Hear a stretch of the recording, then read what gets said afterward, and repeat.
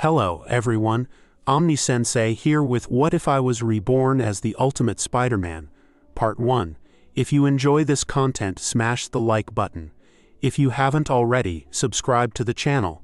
Don't forget to check out the original story linked in the description. Universe unknown. Life, death, rebirth. Dad and Mom always told me that nothing is impossible, only improbable. And the harder you work for what others call improbable, the more likely it becomes.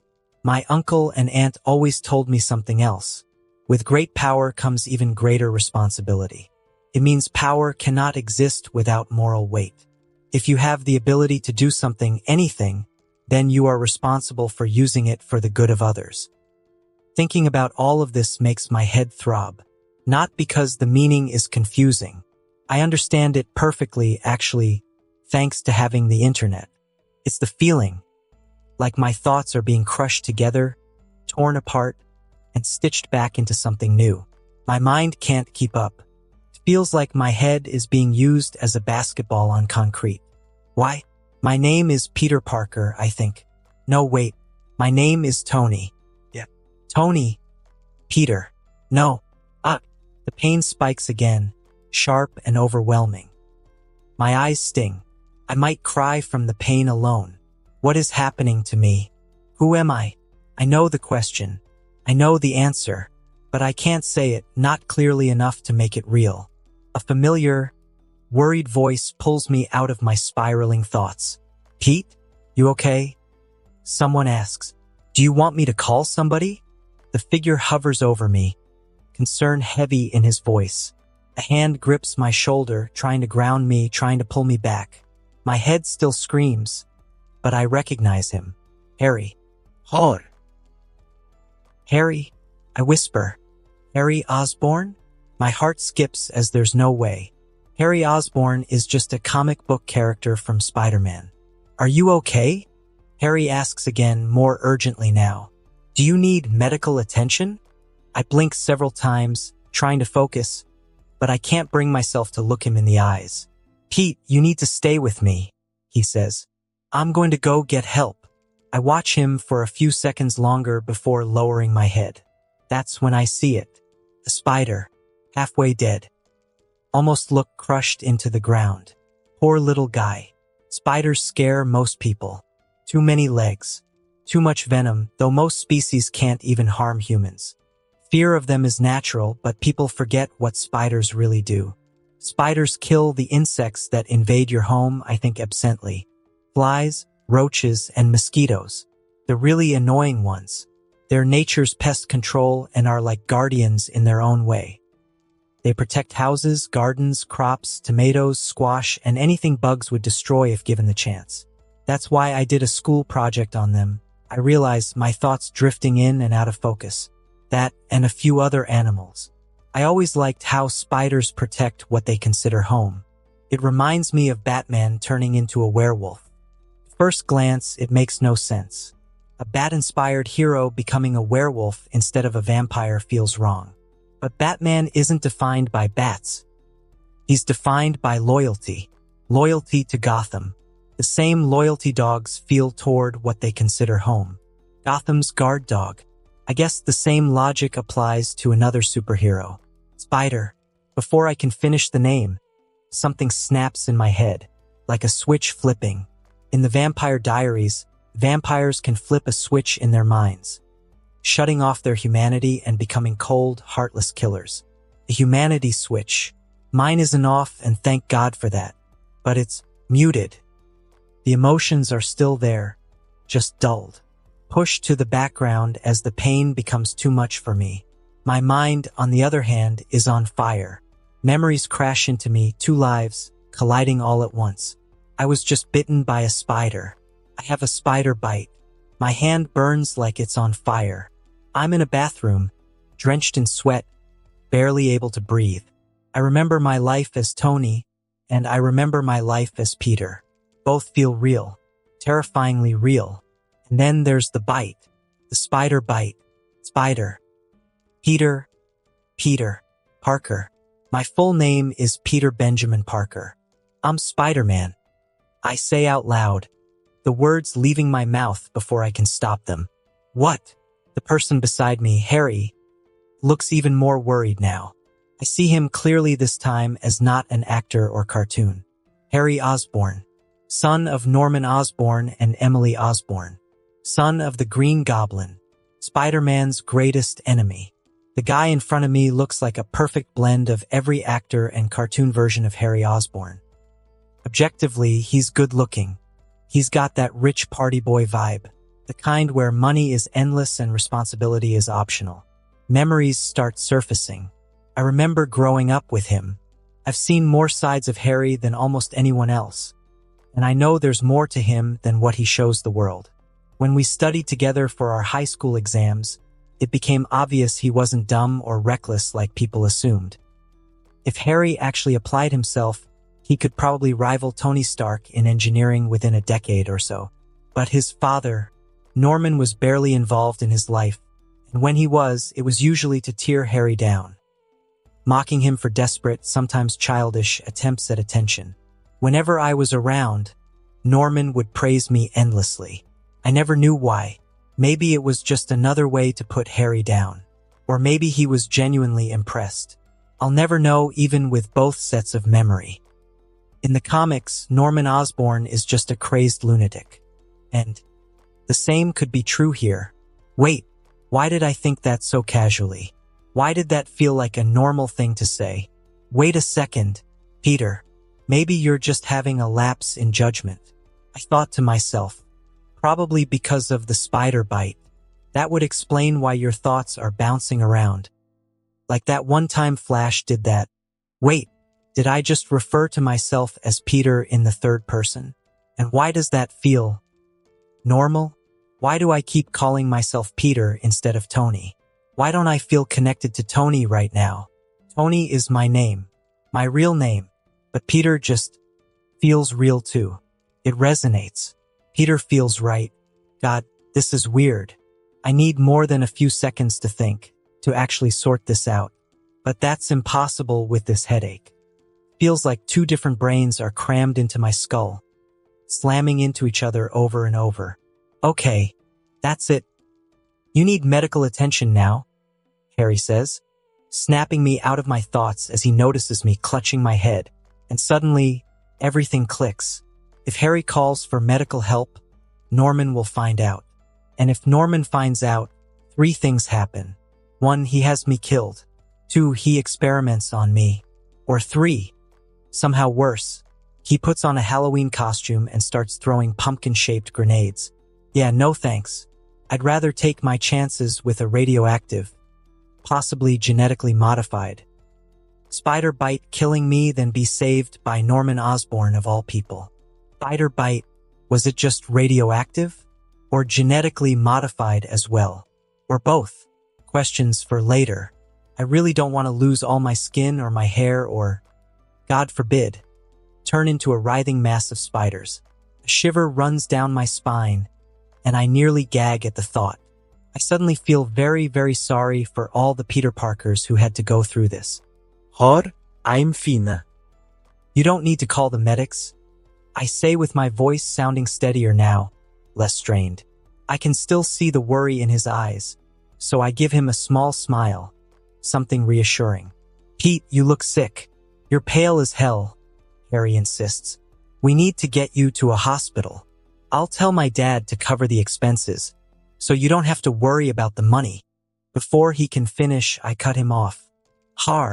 It's not what you think. I scramble for an excuse as I think to myself. No wonder Peter always struggled to lie on the spot. I probably just don't feel well. Maybe it was something we ate earlier? Pete, we barely ate anything all day. True, I admit and then push on quickly. But I think it's just a stomach bug. And between the two of us, who's more knowledgeable about biology? I added with a faint smile. Sounds a little mean, but I need to get out of here. You are, but no buts. Besides, a memory flashes through my mind. You're leaving for Europe soon. You've been looking forward to this. Don't ruin our last day together for a while over a stupid stomach bug. Harry hesitates, then sighs. I'm just worried about you. And this is ESU, he says. Oscorp just sponsored Dr. Connors and his wife on that spider research, and the formula my dad's been working on. I wanted today to be special. I know how much you love this stuff, and I know Gwen would have loved it too if she could have made it. That hits harder than I expect. For a second, I can almost see it, me and Harry in the future. Not just best friends. Something closer, like brothers. I need to go home, Har. I say gently. I love today. I really do. And I already love ESU. Thank you for this. But I need to get this bug sorted out. He studies my face, then finally exhales, realizing I won't back down. Okay, he says at last, turning toward the door. Let me go get the limo ready. Dude, you know I hate limos. I'd rather walk. He groans. Fine. I'll talk to the Connors and walk you home. Har, you need to go home. I counter. You haven't even packed yet, and your flight's tomorrow morning. You can't afford to waste time. It wouldn't be a waste, he says, frowning. I just want to make sure you're... I know. I interrupt softly. And thank you for today. It means more to me than you know. I hugged him. He hugs me back. Then the bathroom door opens. Someone freezes at the sight of us, then quietly backs out without saying a word. I completely forgot where we were. Two teenage guys, hugging. In a bathroom, we separate instantly, neither of us speaking for a solid second. Finally, Harry clears his throat. Never talk about this. Agreed, I said as I mentioned these next few words quickly. No homo. Harry gives me a side glance before chuckling at that. As I leave the bathroom, a thought hits me. This is ESU, my Peter's dream university? Or at least it was my dream university. What the hell is going on? I remember my life as Peter Parker and as Tony. Tony lived a normal life, one where Peter Parker was just a comic book character. My favorite superhero, Spiderman. He's the most well-known character from cartoons, movies, and especially from comic books. Then it hits me again. That switch. Not a shared body or possession. Not like two minds fighting for control. It's closer to what Doc Ock did, swapping minds with Spider-Man. But instead of choosing it, I was dropped into this body. No, scratch that. We weren't placed together, as we were more like smashed together and forced to stay that way. Maybe. I murmur under my breath. Maybe Peter Parker died from the spider bite, and Tony Acer died from something I can't even remember. And somehow, we fused. No, that's not it. A soul fusion might be possible. Hell, at this point, anything is. But that's not what this feels like. This feels like I'm Tony in mindset and personality, but Peter Parker at heart, in memories and in brain. But even that doesn't explain it. It feels on the same line as fusion with Goku and Vegeta into Gogeta. And suddenly I understand. I was two separate people. Now I'm one being forced together. I can see both lives, almost like I'm watching them from a third-person perspective. I feel every emotion, every feeling, and every memory. Okay, I can just figure this out. Just not right now. Right now, I need a plan to break things down. First, Peter Parker, 14 years old and a science nerd. Supposedly normal, if normal means an absurdly high IQ. Second, I was bitten by a spider, as I don't know what type of spider or what type of power I would gain or probably even not gain. Third, I look like Tom Holland, Andrew Garfield, and the spectacular Spider-Man cartoon somehow had a kid together. That is, if you ignore the scrawny body and the glasses. Look, glasses can look good, but not with this bony frame and unstyled hair. And round frames? Seriously, either get contacts, better glasses, or fix your hair. Preferably all three, as the glasses and hair are fixable. The body? Yeah, that's gonna take some work. Off topic. Focus on the main points around you. The fact that I thought about Tony Stark and can now see Stark Tower in the distance means I'm definitely not in the Sam Raimi universe. And honestly, as I stare up at the tower, He's definitely compensating for something. Another point against Raimi, Harry Osborn. He looks like a younger fusion of James Franco and the Ultimate Spider-Man animated series, with hints of his other cartoon versions mixed in as well. Digging through my memories, I'm almost certain Gwen is the same way. A blend of Emma Stone, the Spectacular Spider-Man series, and more. So, are the three of us friends? No, we are childhood friends. So why wasn't Gwen with me and Harry at ESU? Right, because we were visiting the ESU lab. Harry's dad had just funded them, dumping a ton of money into some kind of spiders that would aid his other project. Before leaving for Europe, Harry invited both Gwen and me to see it, mostly because he wouldn't see us again until school started. Gwen had science camp, and she had to leave earlier than expected. Unlucky for all of us. Either way, I need to get to Queens. I need to know where I am in this version of the Marvel timeline, how far along the story has progressed. I pick up my pace, heading toward the Parker residence. When I arrive, I see them. Aunt May. Uncle Ben. Uncle Ben is alive. That's good news, very good news, as my memories of all the times he died resurfaced. Hi, Aunt May. Uncle Ben. The words roll off my tongue like I've said them 1,000 times, which, technically, I have. Just not as many times as Peter has. Hiya, sport. Uncle Ben says warmly. What happened? I thought you were hanging out with your friends. I just came back early, I reply casually. Aunt May doesn't look convinced. Her eyes linger on me, worried. I'll be in my room if you need me, I add quickly. I might fall asleep. Okay, dear, she says as I head upstairs. Get some rest. Thanks. All right, time to get some answers. Where's my laptop? I mutter, scanning the room until I spot it. There you are. This laptop was built by me. Well, by Peter. Same difference, or at least close enough. I sit on my bed and flip it open. Once it boots up, I go straight to Google. First priority, people. Names from comics, movies, and history. Baxter Building, mutants, and Tony Stark. After a few minutes of digging, one thing becomes clear. This is the Marvel Universe, but not the Marvel Universe. It's not the comics. Not the movies. It's a blend. Pieces pulled from everywhere and stitched together into something new. The Baxter Building exists. I murmur, scrolling through articles. But the Fantastic Four haven't gone to space yet. Their accident hasn't happened. And Victor Von Doom is still just a businessman. I pause on a photo. Wow! This is Susan Storm? I stare a moment longer than I probably should. I've never seen such a beautiful woman in my life. She's brilliant too, according to everything I'm reading. Way out of my league, romantically at least. But being friends with her? Yeah, I'd like that.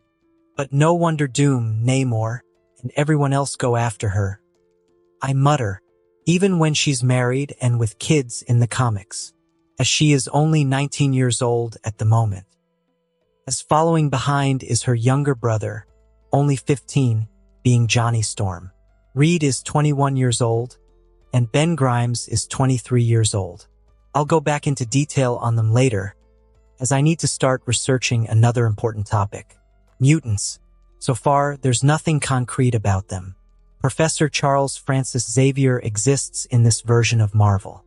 He's written several books on the human mind and published a handful of theses on genetics, carefully worded, all of them. Lots of implications, but no outright confirmation, which tells me everything I need to know. That means his school probably exists too, just hidden, especially since names like Scott Summers, Aurora Monroe, and Logan keep popping up in connection to Xavier. Tempting as it is to meet the future X-Men. Hard pass. First note, I don't want an old telepath poking around in my head. That goes for Emma Frost too. I like the characters, I don't trust them at all. Second note, I want nothing to do with Jean Grey or her Phoenix Force nonsense. Third, if Wanda is involved in any capacity, I'm out. Reality warping chaos magic is not on my to-do list yet. Fourth, Wolverine. I don't hate the guy, but I want nothing he has. His backstory is worse than Spider-Man's. And didn't he kill Peter's parents in a recent run? Yeah. No. Fifth, Rogue is, actually, maybe, if my powers work the way they're supposed to. I've always wanted to test something with my powers. Still, probably a no for now. I don't feel like dying because I got bold and tried to hold a girl's hand. Odds are Wanda is either at some kind of institute or already tangled up with Hydra. That thought makes my skin crawl. Forget Wanda just for now, until she starts throwing chaos magic around like a manic. Rogue might not even have her powers yet. Or she does and is covering every inch of skin so she doesn't kill anyone by accident.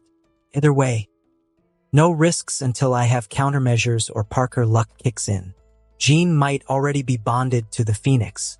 Or worse, Dark Phoenix. And yeah, absolutely not. No psychics in my head. That's a problem I'll need to deal with sooner rather than later. Emma Frost is probably still running with a villain group and possibly racist toward my kind. Humankind. Also a telepath. So still no. But what about Bobby Drake? Or Scott Summers? Has Scott already suffered his brain injury? More importantly, Cindy Moon. She probably has powers too. Same time as me. I didn't see her in the bathroom, which would have been incredibly awkward considering it was the men's bathroom, but I didn't see her anywhere either. Still, I have a feeling she's here. Somewhere in New York. Maybe connected to the same spider bite. Are we already drawn to each other? Okay, when I get the chance, I need to talk to her. Keep her away from Ezekiel and Moreland. I'm not letting her get locked up for 10 years just because she's being hunted by a bunch of Dracula wannabes. I finally relax, leaning back and closing my eyes. The burning in my hand is still there. I choose to ignore it for now. I rack my brain, pulling from everything I remember. Movies, comics, all of it. Right now, the timeline places this somewhere around 2010. I'm sure of that much. Tony Stark hasn't been kidnapped yet. That means the terrorists haven't made their move, and Obadiah Stane hasn't either. So Iron Man hasn't been born. What else do I remember? Not just from my memory, but from Peter Parker's too. The Stark Expo as I remember being there. I remember Tony Stark on stage, presenting a new line of weaponry to a cheering crowd. And I remember something else. I talked to him and I actually made a suggestion, told him he could design a smaller arc reactor. The memory settles in my chest, heavy and unsettling. Flashback. The Stark Expo is alive. Lights, noise, and excitement everywhere. Tony Stark stands on stage, basking in it as he finishes showcasing his latest innovations. When the applause dies down, he opens the floor for questions. A small hand shoots up from the crowd. "Mr. Stark! Mr. Stark!" I shout at the top of my lungs. Tony notices and points at me. "Yeah, you. What's on your mind, kid?" My heart nearly jumps out of my chest. I'm nervous. Terrified, actually. But more excited than I've ever been. This is Tony Stark. "Have you ever thought about making a smaller arc reactor?" I blurt out. "It could be more efficient and portable." He tilts his head, mildly intrigued. "A smaller arc reactor, huh?" he says with a chuckle. "That's an interesting idea." Encouraged, I keep going. "If you reduce the size, you could integrate it into compact tech, and maybe even increase energy output while using less material." I see him smile, but his words don't match it. "That's some cute thinking," Tony says lightly. "But why don't you leave the genius work to the geniuses and just enjoy the expo? Okay?" The crowd laughs as Tony turns away and moves on to the next question. I stand there, heat creeping up my face, disappointed and embarrassed, but still, stubbornly convinced I wasn't wrong. Uncle Ben places a hand on my shoulder as we leave the expo. Flashback end. I worked hard on that idea. Really hard, in fact, and he laughed it off, calling it cute, told me to leave it to the geniuses. You're right, Stark. I will leave it to the genius. No wonder this guy attracts supervillains like moths to a flamethrower. And his comic version is even worse. Half the time the writers seem to go out of their way to make him unbearable. He'd better turn out like the MCU Iron Man. Because I absolutely refuse to exist in one of those trash-tier betrayal fanfics where Tony, Clint, and Scott Summers are suddenly idiotic racists in some nonsense universe. Not saying the writers are dumb, just the people they turn the characters into, and just rinse, recycle, and repeat from other stories they copied from. From the date alone, I can confirm it. This world is a hybrid comics and movies. The Baxter Building exists, which seals it. Now I understand where I am. That still leaves one massive problem. How did this happen? To Peter? To Tony? To me? To us? Did I die? Twice? Or did Tony die and get planted into Peter's body? The problem is, it feels like I lived both lives. You know what? I don't care. Not right now. I can't change it anyway, at least not yet. And my body feels like it's about to explode, my thoughts barely holding together. What matters is what I do next, because I'm in the body of the most popular superhero of all time. Sorry, Batman and Superman. I'm going to get Spider-Man's powers. But do I really want to be a hero? That kind of responsibility, that kind of suffering, risking my life for people I don't even know. TCH, who am I kidding? Of course, I'm going to be Spider-Man. A Marvel world without Spider-Man is a world that deserves punishment. Kidding. Mostly. I'll become Spider-Man because he's my favorite hero of all time. Because I owe it to the symbol. But I'm also going to use every part of myself, Tony, Peter, and Spider-Man, to their fullest potential. I'll use my brain to help humanity. I'll make mountains of money as Peter Parker to fund everything else that needs to be helped. I'll use my spider powers to save lives and become a symbol of hope for humans, mutants, inhumans, etc. And I'll use my otherworldly knowledge to keep improving myself. As that thought settles, my vision starts to blur. That's new. Vision's going fuzzy, I mutter. Guess this is it. The transformation. I barely make it to my bed before collapsing onto it. My glasses slipping off and clattering to the floor. Won't be needing those anymore. Or maybe I pull a Clark Kent thing with them later. Hopefully this doesn't turn me into a man-spider. I joke weakly. Seriously though, if I'm going to save Cindy, I need to prepare. Moreland, the inheritors. That comes first. The Sinister Six will be a problem. But the Green Goblin? That one's personal. And that's just Spider-Man's corner of hell. There's Magneto, Doom, Galactus, Juggernaut, the Hulk's villains, Thanos, Null, Mephisto, and whatever nightmare comes after all of that. My thoughts start to slow as darkness creeps in. I need to prepare. I need to train, really train. First aid, medicine, technology, magic, and chi, and I need to master my powers completely. Maybe even bond with a symbiote. I'll need everything I can get if I'm going to survive what's coming. Hopefully, I whisper as my consciousness fades, that'll be enough. The darkness takes me. Universe unknown. Parker residence. Peter, breakfast is ready. Aunt May shouted through the house, calling for her nephew. Or should I call her May? Regardless of what I think I should call her, she is the closest thing to a mother I have in this world, maybe even more so. On my way, May. I shout as I begin to stretch in bed. I felt like I was in a swimming pool. I then got out of my soaking bed. It seems I sweated myself to near death. Gross, fascinating, but still gross. In a scientific way, but still gross. Like a switch has been flipped off once more. My emotions become less jumbled and more refined. I started to think of the science of what has happened to me. Well, essentially, it's a natural reaction to the physical and physiological changes taking place during the transformation into Spider-Man. Wow, this is so weird. I guess this is what it's like being a genius. I spoke and started to get up from bed and walked over to Peter's our wardrobe. Man, this is going to take time to get used to. Going from two different people into one is difficult to phrase well. After going through the wardrobe, I soon noticed that I didn't have a very good style for dressing, it seems, or Peter did before. I hate this. I ignored my thoughts and simply picked out bluish-black pants and a dark-colored shirt. Then picking up a pair of black shoes. Simple and standard. Looking in the mirror, I saw my now slightly defined abs and body. I look like an athletic person with a swimmer's build. Lean and clean. In my Tony Acer world, he had this type of body. But it was skinnier with a lot less muscle. He had a six-pack, but it wasn't nearly as defined as this. This body looks incredible, but I know I would need more. Way more. It was a start, though. A really great start. I'm gonna need to bulk up some more. Not a Hulk bulk up, but more of a Nightwing and Red Robin bulk. Batman bulked up more than Bane and Captain America. Can I take on Captain America?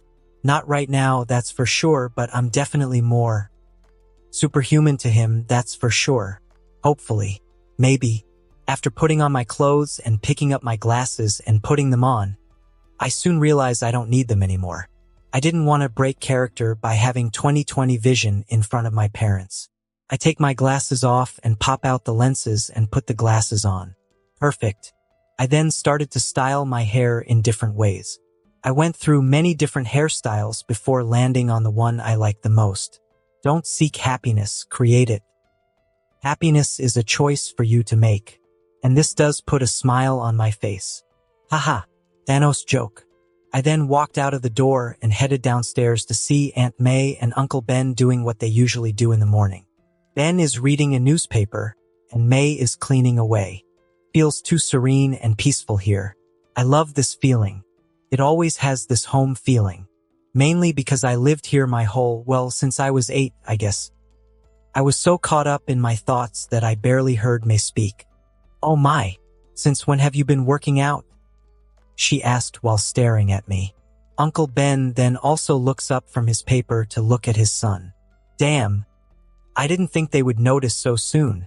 I thought as I turned to my dear aunt with a smile. May, I started 2 weeks ago. I lied as naturally as I breathed. I might not be the best liar, but I am leagues better than I was before the spider bite. Really? She asks with a skeptical look. 2 weeks isn't a long time for you to gain something like muscles overnight. Damn. I need to research more about the human body. Well, what happened was that I've been working out for quite a while now, and I lost track of how long I have been doing it. Haha. I said, hoping she would buy that. Could also be genetics. Haha.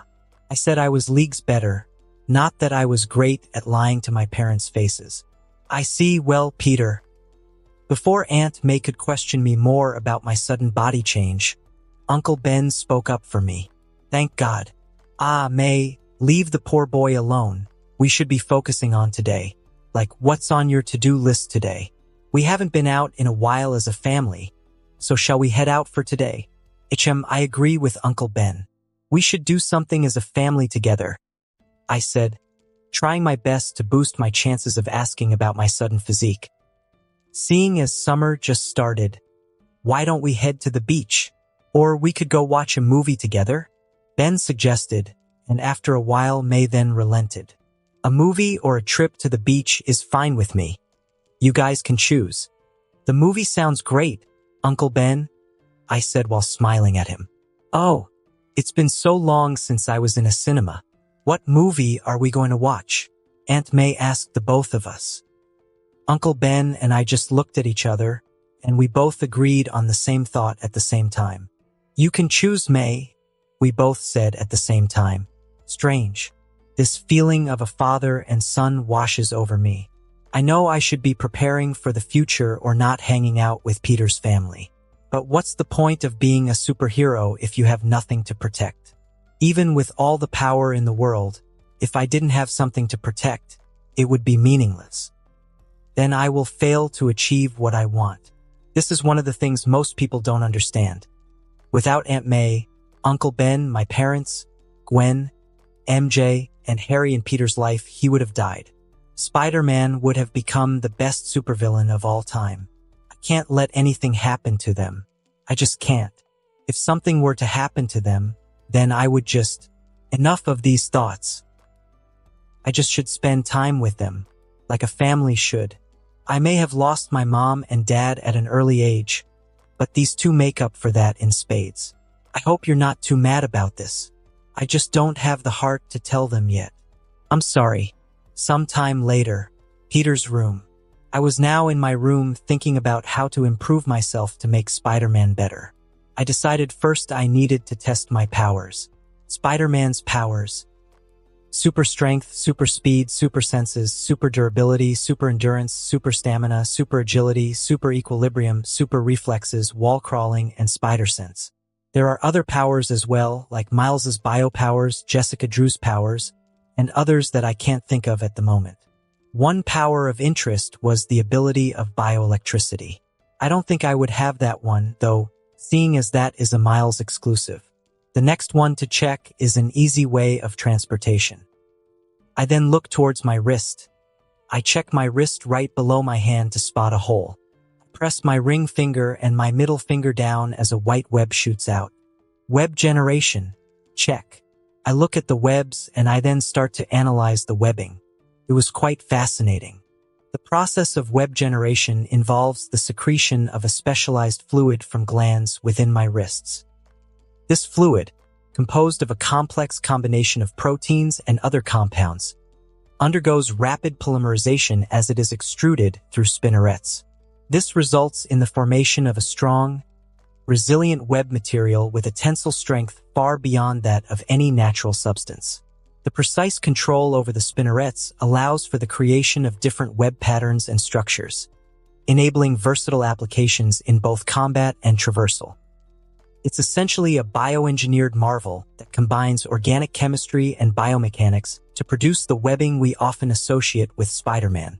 Huh, I feel like a living computer, I said, before looking at my said laptop and thinking about something. Well, I'm no Ultron, but I can at least see what it's like to have a living computer as a help. I then start to scroll through my laptop. Looks like Peter already had the makeup for an AI. It's called Rika, like Jujutsu Kaisen. Nah, Rika stands for Rapid, Interactive, Knowledge, and Assistant. I'm such a nerd. Looks like Peter devised and envisioned a versatile and intuitive digital companion of some sorts. It seems to assist with a wide range of tasks. Interestingly enough, I had already downloaded the major building blocks of Rika. It was equipped with advanced natural language processing capabilities, which allow for seamless communication and interaction. The core functionalities of RIKA would include real-time data analysis, information retrieval, and personalized assistance tailored to individual user preferences. Whether it's aiding in scientific research, providing educational support, or assisting with everyday tasks. Rika was designed to be a valuable resource for both me and others. This is amazing work, but I could do better. Scratch that, I could improve what's here for me. Peter would never have been able to reach this level of AI anytime soon with his non-existent income. Now taking a look through my memories and then my room, I notice a few things that come apparent to me. A smell of some sort is being masked by other scents to mask the dumpster smell. But with my super senses, I can pick it out. It smells kinda like trash. I could smell trace amounts of trash in his room leading to his laptop and PC. I must have gone dumpster diving around Oscorp, the Baxter Building, and Stark Industries. That would explain how I got this far with what I got, I said, looking through my memories. The strange thing is, Spider-Man doesn't do dumpster diving until later in his career as Spider-Man. Strange, why did he start so early? Well, whatever my reasons are, I'm gonna make a few changes. I like the idea of Rika, but I think I should make Rika for myself rather than for others for now. If watching Iron Man told me anything, besides that Robert Downey Jr. is amazing, it's that Jarvis has always been a massive help when working with Iron Man. With some fine-tuning and right funding and equipment, I could probably make 2 advanced AIs in less than 3 to 4 months. I'll start working on that later. Now back to my physical. Regardless of my ability to generate webbing, I'm still going to make web shooters. Web shooters are more versatile and stronger than organic ones. The implementation of web shooters enhances my efficiency as Spider-Man in the long run. Unlike organic web generation, the web shooters offer precise control over the composition, density, and pattern of the webbing. This control allows for a variety of applications, from creating intricate web constructs for strategic purposes to adjusting the web's tensile strength on the fly. The ability to switch between different web formulations, such as impact-resistant webs or adhesive variations, provides adaptability to diverse situations. Additionally, the artificial web shooters conserve my biological energy, ensuring sustained web slinging and combat capabilities without the metabolic strain associated with organic web generation. In layman's terms, yes, web shooters are better than normal organic webbing. The next step would be testing wall crawling. Then I put my fingers on the wall and began climbing. I then placed my feet on the wall as well. Wall climbing, check. I then looked towards my fingers and saw hair-like structures on them. The mechanism behind my ability to crawl on walls, or wall crawling, stems from microscopic hair-like structures on my fingertips and feet. This is often referred to as ACT. These ACT exploit molecular forces, such as van der Waals forces, allowing them to interact with and adhere to surfaces at a molecular level. Essentially, my enhanced physiology facilitates the utilization of these natural forces, enabling me to cling to various surfaces effortlessly. It's a remarkable adaptation that mimics certain aspects of arachnid locomotion and grants me unparalleled mobility in both urban and unconventional environments. Though I would like to have talons. Retractable sharp talons on his hands and feet, which can be used in combat against our enemies or for better wall climbing. Indeed, retractable talons at the fingertips and thumb tips could serve as versatile tools. Apart from aiding in climbing and providing additional support for wall crawling, they could be employed for intricate tasks, such as carefully manipulating web constructs or cutting through materials. In rescue scenarios, the retractable talons might prove useful for freeing individuals ensnared in my or others' webbing. However, precision control would be crucial to avoid unintentional damage. Striking a balance between practical utility and avoiding unnecessary harm would be essential in implementing such enhancements to my Spider-Man persona. Plus, claws are cool and can help shred webbing and rope easier than with my super strength. I thought to myself, next should be spider strength, but that can wait, I said to myself before thinking better of it. I need a place to test my powers better and to improve them when necessary. Going through my past and memories for a place to test my powers. I try to look into my memories once more, but nothing comes up. I need to find a place that is secluded enough for me to work and train. I need to find something and I really need to explore more. I have never been in New York, but Peter's memories make it possible for me to have an understanding of New York. Going down memory lane, I then start to head downstairs. And this time I didn't become unprepared. Hey, I'm gonna head to Harry's place and wish him well for his summer vacation. Okay, sweetie, be safe. If you need a ride, call, okay? And don't forget the movie. I know. Love you both. See you soon. New York City. As I started to go in a random direction, I started to call Harry by phone. Ring, ring, ring. This is Harry. Hey Harry, I was planning. If you dialed this number, then I'm already gone sucker. That was way too childish to be Harry. After a few seconds passed, I thought better of myself. Actually, this version of Harry acts more like Kid Flash from Young Justice. Goofy, handsome, lively personality, likes to party, and extremely smart when he needs to be. After a few seconds, I begin to think to myself, in my mind and through more of my memories.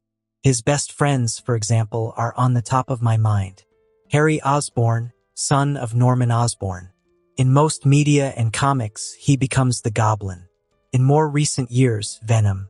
Thanks for that, Insomniac. I love your games, but I hate the Venom boss. He might become a problem later in the future. But he isn't the only Venom host I need to be worried about. Eddie Brock, Peter's first childhood friend. He's more like a big brother to Peter and was always taking care of Peter. But I can't let my emotions counter my judgment. He could become the future Venom host, or worse, Anti-Venom. Anti-Venom might have the power to take MY powers if not careful. No, I'm thinking too dark about this. Anti-Venom in the games didn't take Spider-Man's powers, and Anti-Venom can be cured of most diseases and cancers in the world. Just need to find Mr. Negative. Along with Eddie and Harry being with me, I can at least prevent them from becoming villains at least. Hell, Harry can become a superhero right beside me. I can make this work. I know I can. I just need a background. I need something to tie my hopes together. Eddie's parents used to work with Peter's parents. No, not parents. Parent. My mom wasn't a scientist? That is strange, but she is most likely a secret agent, which wouldn't be surprising in this world. Peter's dad was a scientist. I know that for sure. Maybe I should do more research on my parents at a later point in time, but I could focus on Eddie. From memory, Eddie's parents died with mine on a plane as well, which reminds me of Spectacular Spider-Man and Amazing Spider-Man. Eddie went to the same school as Peter and used to protect Peter from the school bullies of the likes of Flash, Kong, and Jaitai. Jaitai? Who is Jaitai? Never mind, I'll figure that out later.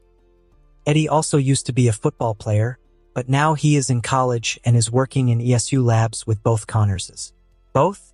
I guess Martha is a scientist then. I hope I don't have to deal with Doc Connors becoming a lizard creature and eating his son like in the comics. Wow, I just said that in one sentence. I might need to prepare for a future lizard threat. And my mental health. Regardless, all of this reminds me of Spectacular. I wonder how long that will last. Eddie is currently 18 but already graduated Midtown High early and enrolled in ESU. Eddie in the Spectacular Spider-Man series was turned into Venom because Peter wasn't really understanding of people. He never saw what he was doing to his friends because of his unawareness. I'm not saying he was the main cause of everything, but he made so many mistakes that led to Venom. Finding out Peter left Connors to take pictures of the lizard. Seeing him come to the dance with MJ instead of Gwen. Taking pictures of the symbiote without calling the police. And not destroying the symbiote with fire instead of ice. The symbiote was seen in space in the first place, and he thought the symbiote could be destroyed. Did you really think a little refrigeration would do us in? I know Spectacular Peter didn't know about the Venom symbiote weaknesses, but it wasn't his lack of experience that really showed in that part. And the Venom symbiote used what Peter and Spider-Man did to Eddie and manipulated Eddie's jealousy to change the narrative of what Peter had been doing. Showing the parts where Peter is Spider-Man but not why he is Spider-Man. I need to prevent that from happening. I need to get Eddie on my side permanently. I don't want to have to deal with Venom anytime soon. Okay, enough about Brock. Let's move on to Gwen Stacy. Gwen Stacy is the daughter of Police Captain George Stacy, and her mom is Helen Stacy. Usually they are both dead or die at some point in the story. But this Gwen Stacy's mother is alive still, and I met Helen Stacy on multiple occasions. I just hope it stays that way. Same for her death and for her. Gwen is a smart woman and is claimed to be the smartest in Midtown High. Though I'm not so sure about that. Gwen is very smart and gifted at many things. She used to play soccer but quit after a few years to pursue science. I don't know if she may have feelings for Peter, but she is currently dating Eddie Brock. She is 16 and will turn 17 before her junior year is over. Meaning right now she is 16, going into her second year of high school with Peter. From what else I can remember, she also plans to apply for a job at Oscorp or maybe ESU. Harry has given her ideas for joining Oscorp even before going into high school. This Gwen seems to be a blend of both Spectacular and Amazing Spider-Man. Smart, strong, and confident. Speaking of Oscorp, Harry Osborn. Harry Osborn is the son of Norman Osborn, who is the CEO and founder of Oscorp, as well as the future Green Goblin and archenemy of Spider-Man, which I hope to prevent if possible. All this seems the same as normal Spider-Man lore until you get to his mother. Harry's mother is Emily Osborn, a leading scientist focused on healing the world. She is also stud-dyed in biochemistry, genetics, and medicine. Her goal is to heal the world, which she believes she has to work tirelessly to achieve. She is also a model in her spare time as well, which is very interesting to say the least. But she quit doing modeling to focus more on her career as a scientist. Harry is 16 and was Peter's first friend he met and befriended with no connection to his parents. Harry is sometimes jealous of Peter for having loving parents like Aunt May and Uncle Ben, especially when his father congratulates him but loves Peter like a brother. Those are Peter's childhood friends. Time to move on to more recent friends. Mary Jane Watson. From what I know so far, Mary Jane Watson is the niece of Anna Watson. She moved in next door with her aunt when Peter was around 15 in high school. I and she have met her before. We together discovered the warehouse. This was around the age of 7 to 9 years old, and that was during the summer. MJ didn't move in with her aunt until Peter was in high school, until unknown reasons forced her to move. MJ is a party type of girl who used to hang out with Peter, Gwen, and Harry before switching to the popular group. Even though Peter felt sad about this, Gwen felt betrayed, and Harry was a little disheartened about this, mainly because he wanted to date her. Peter had a crush on Mary Jane but ultimately never made a move. She is currently 16. Peter was raised and taken care of by his aunt after his parents died in a plane crash when he was a child. I hope to God that Aunt May isn't my biological mom. Everything was normal back then, I guess. Then one day, during an exhibition at a science fair at ESU, Peter is bitten by a radioactive genetically modified spider. Along with Cindy, maybe? So that is the basic story of things up to this point in time about my relationships. MJ ditching Peter and the rest makes sense to some degree. She is a party girl, so it makes sense that she would be with the big crowd more than Peter and the rest. If I didn't know the whole story from comic books, that is, due to constant moving and her dad being a verbal abuser. MJ developed a more extroverted and carefree personality, a trait that helped her make friends as the Watsons moved from one location to the next. After Madeline left Philip, that is when he became a verbal abuser. Though, the insults were more towards MJ's mother than at his daughter, MJ. He never harmed MJ, but his words and actions showed MJ a not very nice image of her father. Moving on from this one, Flash Thompson is a star quarterback and has 2 loving parents. Well, him being a star quarterback was true, but his mom is in a coma. This led to his father becoming less involved in Flash's life, turning him into a bully in the process. He is currently dating Liz Allen, but from my own memories, he could possibly be cheating again on her.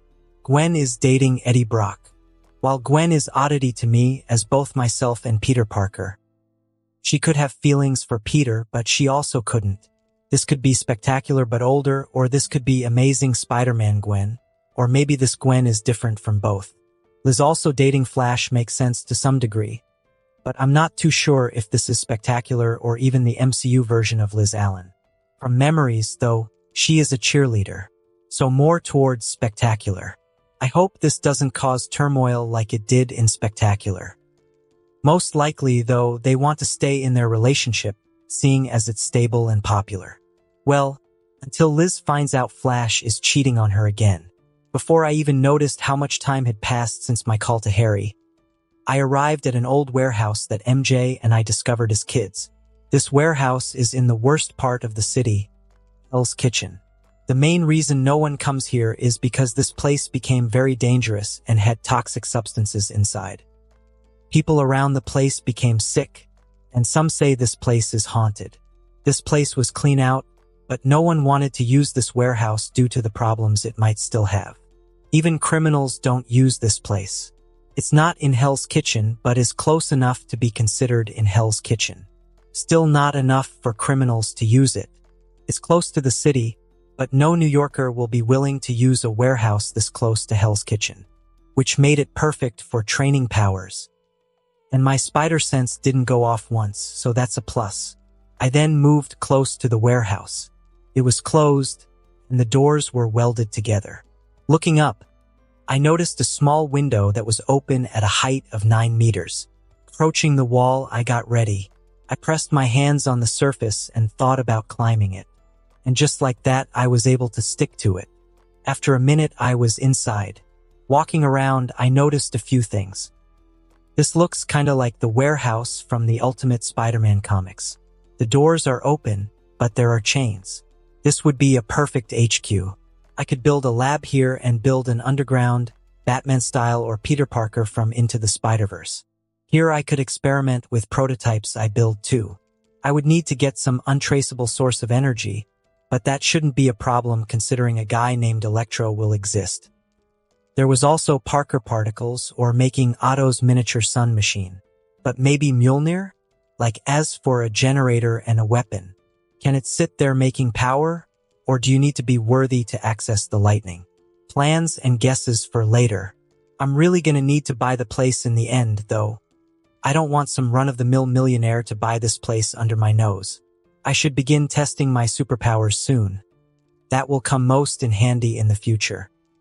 Besides my spider sense and super speed, bulking up is the start of improving one's body. The first and easiest step to better health, or in my case, getting stronger, is to change the food you eat and get on a diet. I then stopped the monologue. I began to look around the warehouse once more, taking it all in. This is something else. Universe. Unknown. My arms hurt like a truck ran over them over and over again. 30 to 40 minutes have passed since I came upon this warehouse and came inside. I found a few iron beams that weren't a part of the warehouse structure. I pick up at least 20 of them, and I web them together on a board to place them all on. I then began to lift them for a few minutes before stopping and taking a breath. Each iron beam weighs 300 pounds, carrying about 20 of them, and is close to 13 tons. When I'm at 10 tons, the weight doesn't affect me. So I had to push it over, but I think 5 tons was a little much, so I got to 13 tons and lifted it. I know doing this without a person to spot me is dangerous, but I'm the only spider person for the foreseeable future, so I have no choice until I deal with Morlun and save Cindy. I started off slow and worked my way up until I started to struggle. 10 was my limit, but I pushed on. This was perfect for testing super strength, not so much for my mental health. Not wanting to give up after a while can make anyone mentally exhausted after a while. It did hurt for a while, but the key word is on the did part. 1 second my arms were sore and fatigued. The next second, it was like it was never there. Okay, it wasn't a second. It was closer to a minute and a half. This makes me question, am I on some level resistant to fatigue? Like Wolverine, like Sabretooth, like Talon, I said to myself. Or do I have a healing factor? The sudden relief from soreness and fatigue may be attributed to an accelerated cellular regeneration process, a phenomenon observed in my enhanced physiology. This rapid repair mechanism ensures a swift recovery from physical strain, allowing me to maintain peak performance. It's an adaptive trait that optimizes my efficiency, ensuring minimal downtime between exertion and restoration.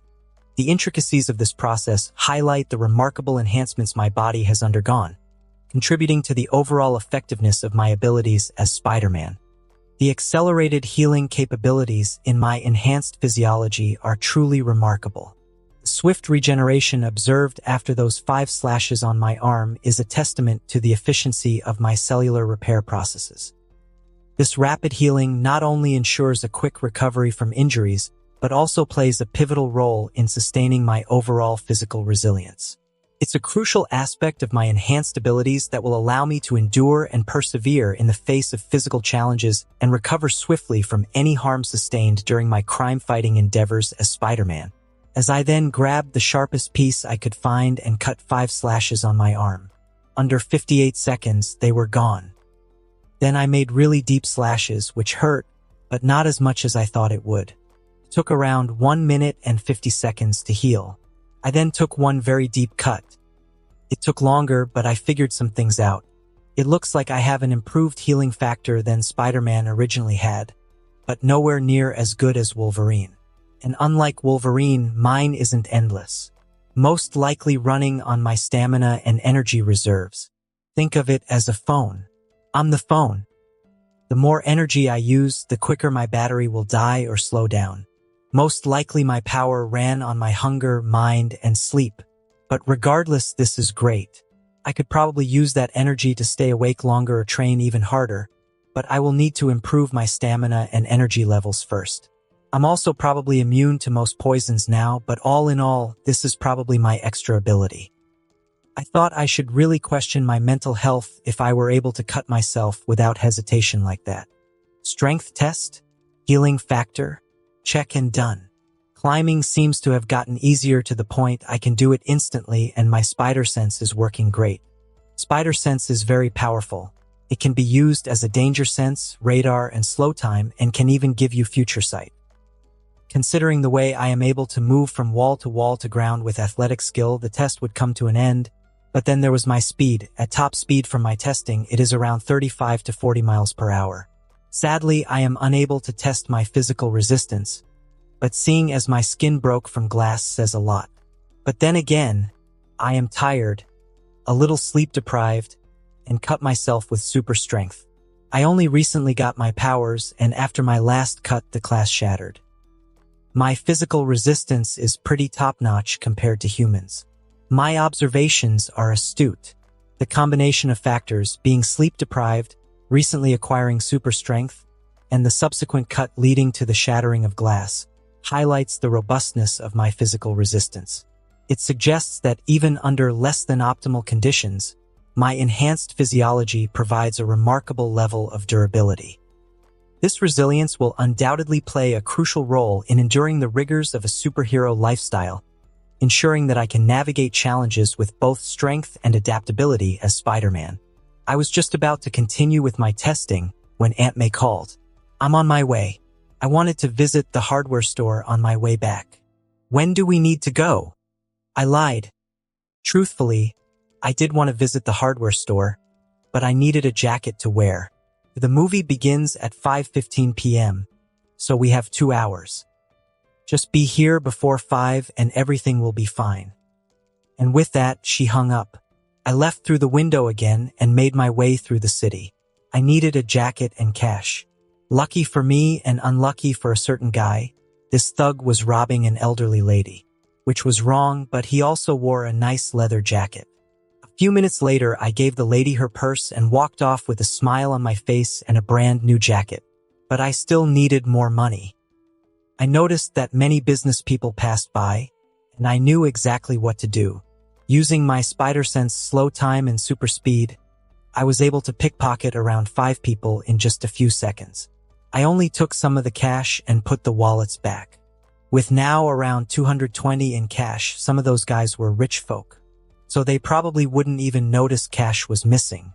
I know stealing is wrong, and the Peter part of me doesn't like the fact I stole. But the Tony part of me thought better of it. At the end of the day, we will need this, we do need this cash.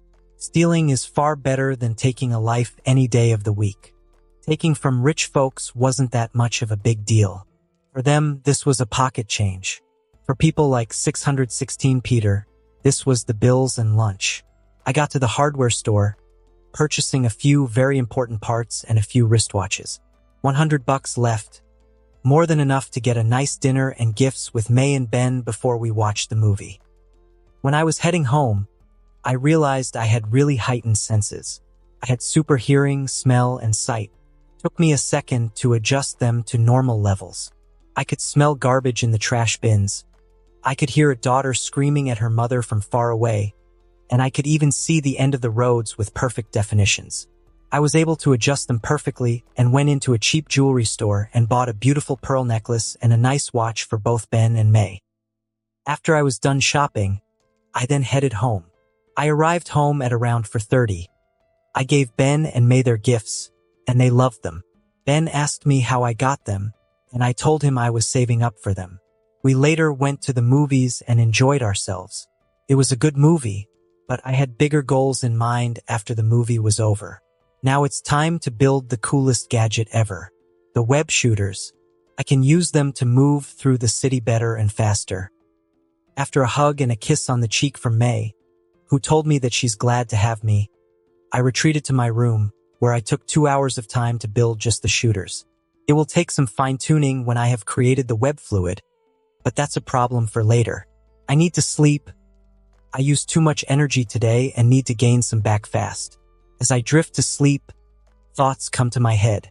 I definitely need a lot more money, but I don't want to do a cleaning job or something like that. I am now one of the most intelligent beings on this planet, so I should go to one of the 3 big companies. I thought to myself, considering my heightened intelligence, leveraging it for a position in one of the major corporations is a strategic move. I could explore opportunities in research and development where my intellect could contribute significantly. Whether it's the tech industry, pharmaceuticals, or cutting-edge sciences, aligning my skills with a forward-thinking corporation could not only provide the financial resources needed, but also allow me to make a meaningful impact on the world beyond my superhero pursuits as Spider-Man. Stark Industries, OS Corp, or the Baxter Foundation. I don't want to work at Tony Stark's company. I don't want to meet him in the near future for a while, mainly because he was a douche to me during the expo and could be more like his comic book counterpart than his MCU counterpart. Oscorp is the most beneficial because of the weapons and tools I would need in the future, but it is still out. Simply because too many of my supervillains will be there. Norman Osborn, Dr. Connors, Dr. Strom, and Dr. Octavius work there, and probably Toomes too. Just way too many supervillains for me to handle at this point in my current state. Baxter Foundation it is, but I don't want to meet the Fantastic Four yet. I just don't want to encounter Dr. Doom or be in the presence of the possible maker of this universe. Then there are their adventures. I don't know much about the Fantastic Family adventures, so I wouldn't know about their villains in the future. Opting for the Baxter Foundation seems like a strategic choice. It provides a balance between the resources I need and a relatively lower risk of encountering immediate supervillain threats. Additionally, the Foundation's focus on advanced scientific research aligns well with my expertise and could open doors for innovative projects. This way, I can harness the benefits of a major corporation without exposing myself to the heightened risks associated with Stark Industries and OS Corp. It allows me to pursue my goals while navigating the complexities of the superhero world with caution. Then again, Baxter Building will become very known really quickly after the 4 get their powers and start working internationally. As I then began to think of other places, so what else is there? Then a thought came to my head. Horizon. It is currently owned by Max Model, but is in partnership with the Baxter Building. Choosing Horizon as a potential workplace is a clever move. The affiliation with the Baxter Building provides access to advanced resources and research collaboration, while Max Model's ownership offers a degree of autonomy. This allows me to benefit from the scientific community's advancements without attracting the immediate attention that might come with working directly at the Baxter Building. It provides a strategic balance between resources, collaboration, and maintaining a lower profile in the superhero landscape. It seems like a promising avenue to pursue my goals without diving headfirst into the complexities of well-known corporations. Well, more planning is needed, and I will still need to plan further ahead. I will still need to learn to fight, earn money, and help Aunt May and Uncle Ben out as well. So wrestling is still the way to go, it seems. But I need a lot more money to satisfy my spider hunger. And I can't forget about Cindy. I still need to find/help her, especially if Ezekiel has her box somewhere. Then there's Morlin. He will be a problem on his own. I need to sleep on this for now. I'm exhausted, both mentally and physically. I will still need to make an appointment with Horizon as well. I'll do that right now, I guess, and then I will head to bed. It's only 8:30 p.m. So let's send in my information and see what happens. Most likely I'll at least get an interview. Grabbing my phone, I started to dial the number of Horizon's operators and began to put my plans into motion. 2 days later, waking up, I feel some weight on me has been lifted. Blinking the sleep from my eyes to wake myself up, I stood up and took a shower, and after breakfast I dressed in my good clothes, consisting of a black suit that Uncle Ben wore in his younger years. I had already made an appointment with Horizon, and they had a spot open for me at 1 o'clock. And with the faces of Tom Holland and Andrew Garfield mixed together with a tux to bring them together, I looked fabulous. like a mix came out of the perfect version of me. I really look like a handsome Dick Grayson or a young Bruce Wayne, especially after I dyed my hair black. Why did I dye my hair? Playboy vibes? Nope, just my hair was once black. I preferred it that way, which didn't go well with Aunt May. She said I looked like a playboy, and she wanted me to wash it before school started, which I begrudgingly agreed to. Sometimes you can't just win, especially with women. You can never win with women. One last look in the mirror and I was ready to go. I texted all my friends to find out what's going on with them. It's good to know what your friends are doing during their summer vacation, especially since some of them turn into either supervillains or sometimes superheroes. Harry went to Europe, Gwen went to science camp, Mary Jane is with her mom, and Eddie is currently studying at ESU for Doc Connors, which still reminds me of the spectacular Spider-Man show. I hope I can keep a friendly relationship with him and not turn this world, Eddie, into Venom. Whatever, right now I need to focus on getting into Horizon Labs first and worry about those things later. I soon called a cab and began the trip to my future. After a short drive and then paying the driver, I finally arrived at Horizon Labs. It's fantastic. Pun intended, you know, because it's in a partnership with the Baxter Building and Fantastic Four. One sad laugh later. I take it into account that it looks high-tech, but I have to remember this is the MCU timeline as the base. The Chart-Yuri haven't attacked and left their weapons and technology behind. So the building looks amazing, and the tech will be beyond my old universe, but it isn't that far above my own. Currently, both Stark and Osborn are at the top of the world due to their building weapons for the government. Seeing as Modell didn't get in the arms deal race, he opted for the more teaching-expected aspects of life. After a few seconds of feeling stupid, I started to head into the building. Walking in, I was checked by security and then greeted by the secretary. I don't know much about Horizon, but right now that's not important. Good morning, Mississippi. I have an appointment for an interview. I'm one of the applicants for the job in the Research and Development Department, I said with confidence and a smile. Hey, just because I'm Peter Parker, the nerd, doesn't mean I have to be a loser. 1 o'clock, 15-year-old Peter Benjamin Parker, right? She spoke. I nodded. 4th floor, room 71. Thank you very much, I said, then left for the nearest elevator. I took the elevator, and when I arrived at the right floor, I began my search for the room. While rounding a corner, I bumped into someone. Why didn't my spider sense warn me? I stood up very fast and immediately apologized. In front of me was the beautiful brown-haired woman named Anya Corazon. If I remember right, she is the future Spider-Girl. I need to get her on my side now, before later.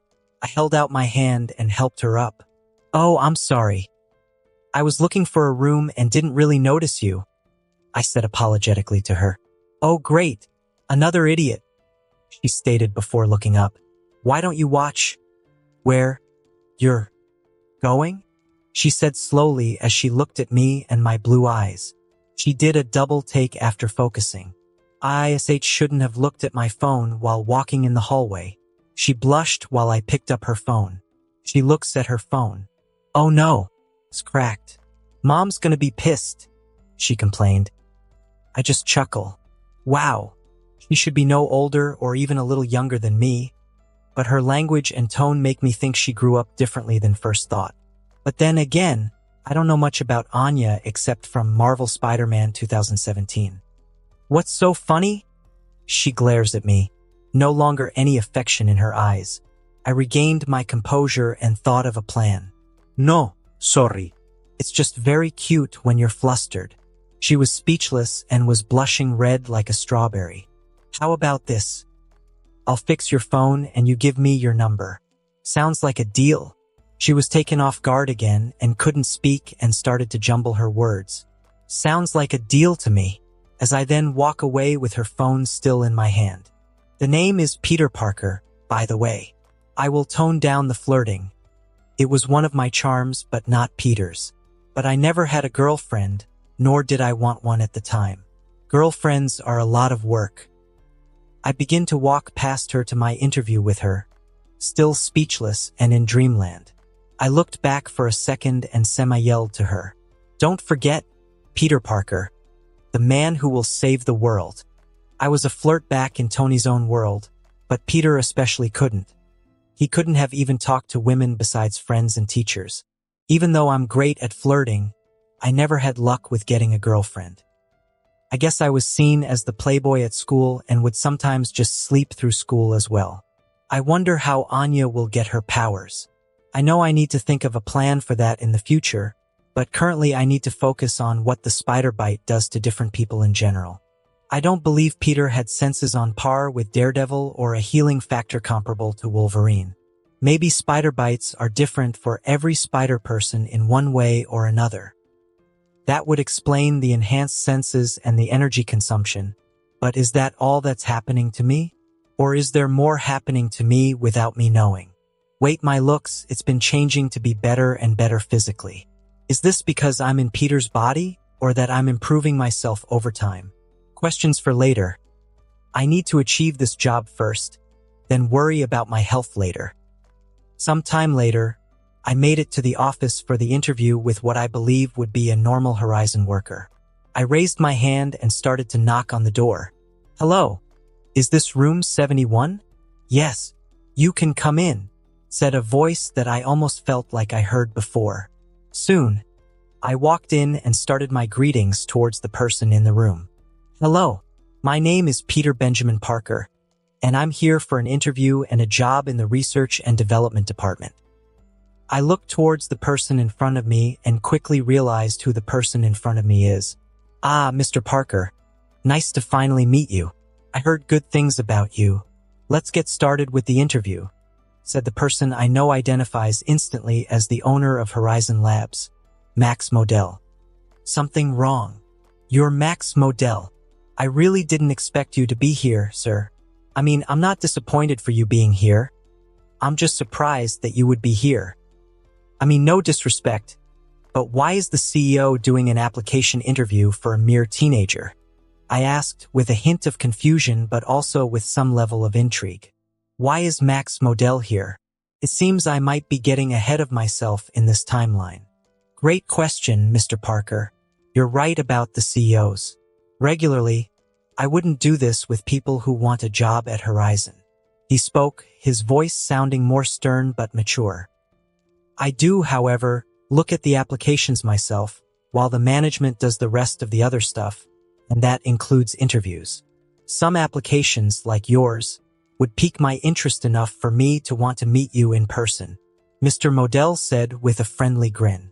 Peter Benjamin Parker, son of one renowned scientist of the name of Richard Parker. Outstanding grades.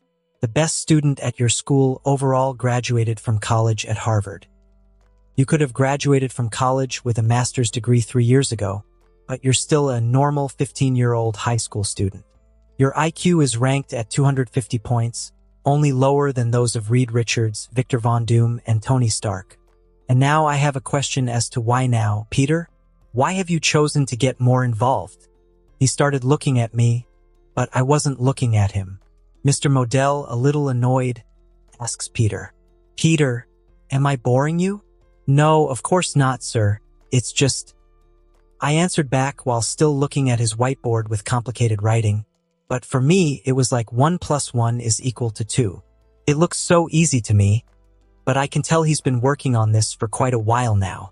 Max Modell is registered as a certified genius with an IQ north of 264, which should only be 14 points ahead of my IQ. Is this normal? Is this how it usually feels for me? Or am I even smarter than canonical 616 Peter? Is that why I always go in this thinking state where I break down everything I do? Is this because my and Peter's IQs came together in more than one way? Or is it because of the spider bite? Or is it both? This changes everything going forward for me. I could not only be a part of the top 10 smartest people alive, but also rival the top 5. I need to solve this mystery. Hopeful this won't come back to hurt me, I hope. Looking at the whiteboard with the formula on it, my brain began to work the way it always does. like a switch has been flipped in my head into a non-human state of mind into a scientist. A scientist that understands everything about the world around him without even studying his surroundings. After not even a few seconds, I saw the answer. Not just the answer to the model's formula, but also to me. I now know the idea behind my brain's sudden shift from an average level to an above and beyond level. However, Modell seems to not take a liking to my dismissive attitude towards his questions. Peter, if you can't stay focused enough to pay attention then... Modell spoke, but I turned him out at this point, because I knew what he was going to say. I knew what he was going to say, like I could predict every word he said. So I decided now was the time to speak up. Time for the new and improved Peter Parker to speak up for once. Well, I was looking at your board, Mr. Modell, and I found it fascinating, to say the least. Well, yes, thank you, Peter. But that's not the point. It needs to be a big pyridoxine and booster. I spoke out again with my eyes never wavering at all and completely focused on the task in front of me. The board, the problem, the situation, the truth. All truths are easy to understand once they are discovered. The point is to discover them. It would be better if you used berry paste with a mixture of zinc and vitamin D. You would have the best all-natural immune system booster you can get. I said to Mr. Modell. Even better, you can use it with other things to make snacks, pills, drinks, etc., with different flavors and can add it to your daily meals to further help the immune system overall. What? Mr. Modell asked confusedly as he then looked at the board as well. First I was confused too. Why didn't Modell understand? I then got up from the chair and then proceeded to the whiteboard that I was observing. I grabbed a marker and began to write down the solution to his mistakes and fix all his problems he made. You've been working on a new supplement to help people with very weak immune systems and heart conditions, especially recently with a new sickness that leaves people weakened and exhausted. I explained. Each word came out of my mouth more like a computer than a human. In my old life, I wasn't this special. I wasn't this smart. I don't think anyone was. Mr. Modell, I can tell you put a lot of effort into this, but something was missing. A very important part of this problem was missing. And what was I missing, pet? Mr. Parker? He asked while observing my work being done. I don't want to be so arrogant about this, but I don't have any other way to say this. Something was missing. I was missing. I said, with a hint of amusement and arrogance lacing my voice, but I didn't want it to seem that way to Modell. You would have probably got the answer to the problem and figured this out yourself, but I just went ahead and did it for you. I then stopped my writing and waited for Modell. He's been quiet since I started writing, not uttering a single word, just observing, until a smile crept on his face, then turned into a giant smile. This is great. I can't believe I never thought of this, Mr. Modell said out loud. With this I could, Peter, check if anyone has made a patent for it yet? He asked. I was a little shocked about his change in emotion from mere moments ago. I then brought out my phone. It wasn't one of the newer phones, but it was upgraded by Peter beforehand and then later by me. I started checking my phone for anything like supplements to help people with weak immune systems and heart conditions. Nothing pops up yet. Nothing pops up for the supplements. Nothing is coming up. That means you should make a prototype and get patents before someone appears out of nowhere with the same supplement. You should also begin testing as soon as possible to make sure it works efficiently. If we get to produce and sell it, the funding of the horizon will definitely be increasing. Mr. Modell spoke with a smile ever present on his face. I thought horizon funds were already quite big, but I guess there is never enough funding in the world. Good job, Mr. Parker. You just helped make history, even though your listening skills could use some work, Modell stated. I blushed sheepishly at his comment. I should have paid more attention to what he was saying instead of focusing on what my brain wanted to solve. Modell then pulled out his computer. I could only assume he began planning for testing on the new supplements. After Mr. Modell finished what he was doing on his computer, He looked towards me and respoke everything he said from before having to take a phone call. Sorry about this, Parker. Give me 1 second. This is about the supplement. Modell spoke. I just nodded my head to him. Having no prior knowledge of why Peter didn't do this before, it looks like a great deal to me. I look back into our memories.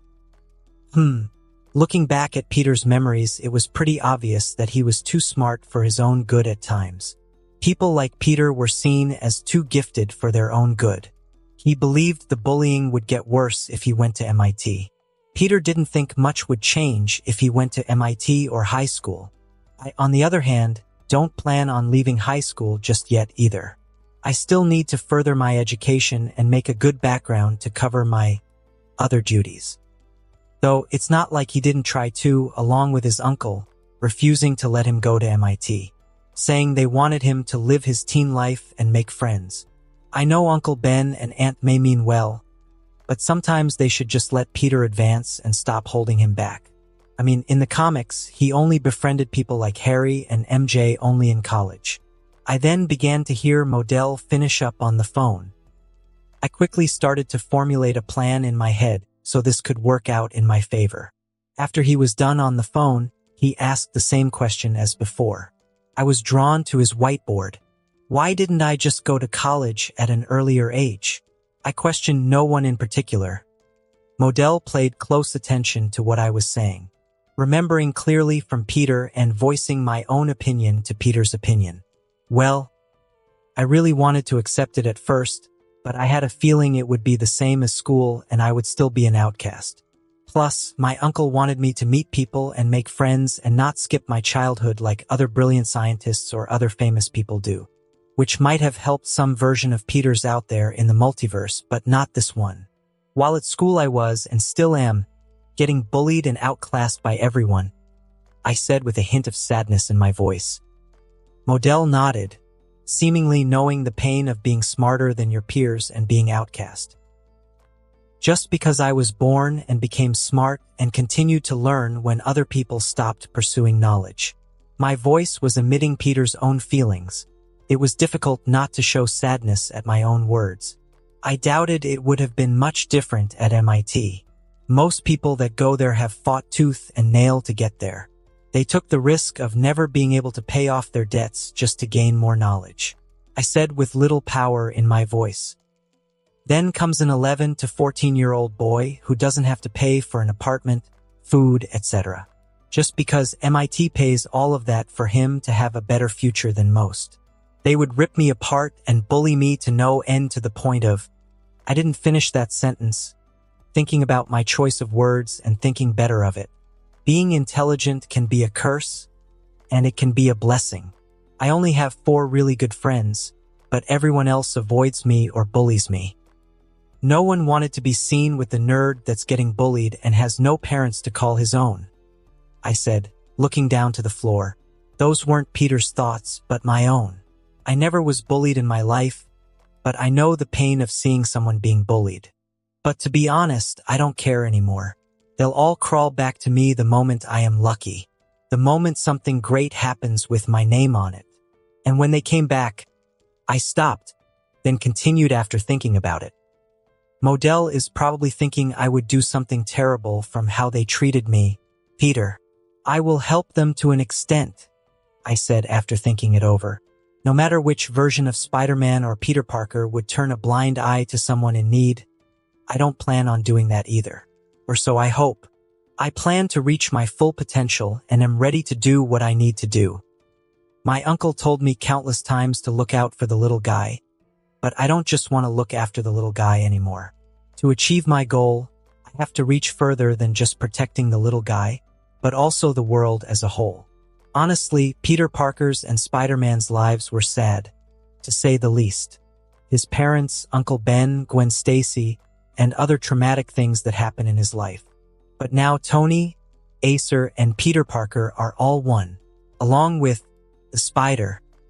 I'll make both Peter Parker and Spider-Man be known not just as the greatest superhero, but also as the best superhero who will inspire all. I truly want to help people. I don't want people to look down at me anymore. I want them to look up for support and guidance from me. I said from the bottom of my heart. I think becoming Spider-Man and helping as a teacher go hand in hand. The OG Spider-Man was a great teacher and would have been even a greater teacher to all humans, mutants, etc. I hope I can achieve this goal. I believe it's my responsibility to use what I have to help people with the gifts I was bestowed. My uncle always told me, with great power comes even greater responsibility, and I stand by those words and always will. Mr. Parker, I heard enough. You've got the job and maybe more, Mr. Modell said with a smile on his face. A lot of men and women have made the same promise. Saving the whole world is going to be a lot harder than you think it will be. I smile at him, and I don't plan on failing. I will save the whole world. Save the whole world, huh? Mr. Modell thought. I expect great things from you, Mr. Parker. You'll start tomorrow soon. No worries. I know about your guardians in school. I will adjust the timing to suit your needs when needed. As long as you show up 3 times a week for 4 hours a day, we could make something work. Just go to the reception, and there you'll get your security pass. You'll probably be moved up a few levels after I report this to the higher-ups. Mr. Modell stated quite happily. Thank you, sir. And you can just call me Peter. Mr. Parker is my uncle. I stated happily as well. Before I forget, can I use your lab to fix this phone? I show him the phone. He looks at the phone and begins to recognize the phone as Anya's. Why do you have Anya's phone? Oh, you know whose phone this is? I ask curiously about the aspect of models and Anya's relationship. Well, Anya's like a daughter to me. She was hired here as an intern and as a student. She usually works with me and helps me with my work. Oh, well, I kind of broke her phone on the way up. I told her I'll have it fixed, but after taking a few looks at said phone, I realized she has modified it and will need bigger tools to fix it. Haha, well, go right ahead. I have a few of her tools she used to modify her phone with, even a few phone parts. Just go through those glass doors and you'll see most of the tech she used. Thank you, Mr. Modell. I will pay you back for this. I need to get to work on this before I have to leave. Sure. Go right ahead while I go report this to the Baxter building and the facility.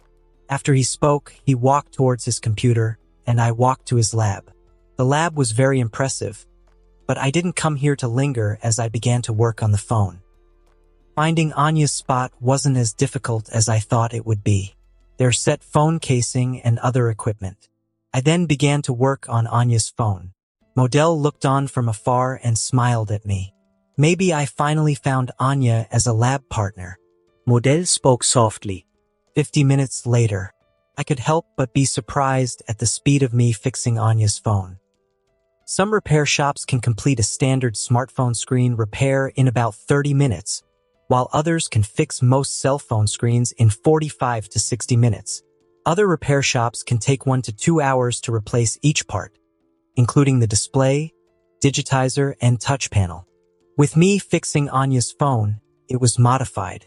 It looks like an Apple iPhone, but the year is 2010, which makes it unlikely. Then again, Marvel has been seen as more advanced than the real world, so it would make sense they are at least 14 years ahead of my time. With some small improvements, I might add. Hey, what can I say? I'm a genius. I soon left the lab and quickly made my way to Anya's lab, whose model was kind enough to tell me where it was. And there she was working in her lab, and she looked stunning. A smirk appeared on my lips, and I started to walk towards her. She had some classmates with her, but they weren't important enough for me to remember as I approached her from behind. Eep! She was startled by my approach. All the confidence she had vanished in thin air. Her friends seemed surprised. I guess Anya isn't this spooky easily, it seems. Hello there, beautiful, I said with confidence. Miss me? It's you again. I want my phone back. I don't know what your deal is, but I looked you up in the system. You don't belong here at all. You have 5 seconds before I call for security, she said with a serious expression. I would have been taken aback and scared in my old body. If I were in my old body, I'm in Peter Parker's body. a body that has been improved with hard work and a strict diet.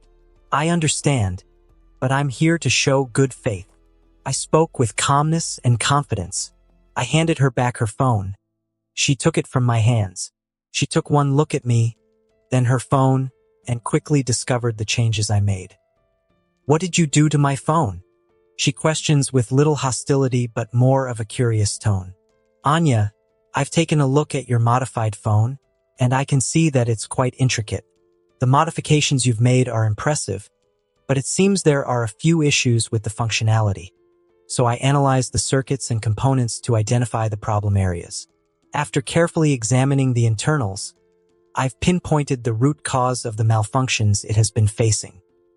It appears that there's a slight misalignment in the circuitry, causing intermittent connectivity issues. I needed to recalibrate the components and reinforce the connections to ensure stability. I carefully realigned the circuitry and reinforced any weak points it had before. Additionally, I optimized the software to better integrate with the modified hardware, ensuring smooth operation. How? I just explain how, I said nonchalantly, then I spoke to her again. But in simple terms, I used Modell's tech along with what you had to fix any problems with the phone. I not only repaired the screen, but I also repaired any internal damage and malfunctions, improved the battery, and also improved everything else. I spoke with an all-knowing smile, and from the looks of it, she was impressed too. "The specs on this are amazing, and you did this in less than an hour?" she asked with amazement in her eyes. "Well, yes, but I had a lot to work with. Not only that, but I have experience with technology in the past. Thanks for being a nerd your whole life. Wait, did you say you use Modell's tech to do this?" I just smiled at her questions and began walking past her. "I did use Modell's tech to improve and fix your phone. He also just gave me a job at Horizon Labs as a part-timer." I spoke. Anya's mouth was slightly open, but I wasn't done just yet. "Also, don't worry. I put my phone number in your phone. Your phone should now be fully functional, with the modifications intact and any issues resolved. If you encounter any further problems or have any additional requests, feel free to let me know. I'm here to help after all." I left with a smile on my face, leaving Anya agape at me. I accomplished a lot today. Job at Horizon, check. Meet future Spider-Girl, check. Next up will be improving my combat skills. Mr. Modell said he would contact me soon if there are any developments. Knowing that my money and tech support are situated for the time being. What I needed to work on next is my combat skills. I don't know much about Shang-Chi or Iron Fist, so I wouldn't know where they are to even ask to train me. I should just visit a dojo's, but I'll need to pick what best suits my skills as not only a Spider-Man but also me as a person. I need to do more research on my surroundings, I guess.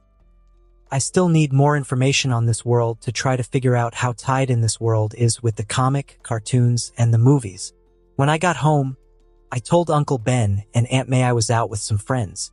I haven't told them yet about my interview at Horizon, so I hid and ran up the stairs. I ran upstairs and immediately undressed.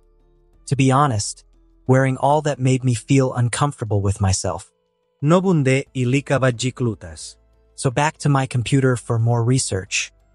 The F4 still hasn't made it to space yet, so Doom probably hasn't made a big appearance either.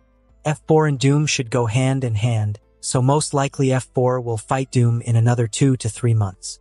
If I'm lucky. Next up on my list was Xavier.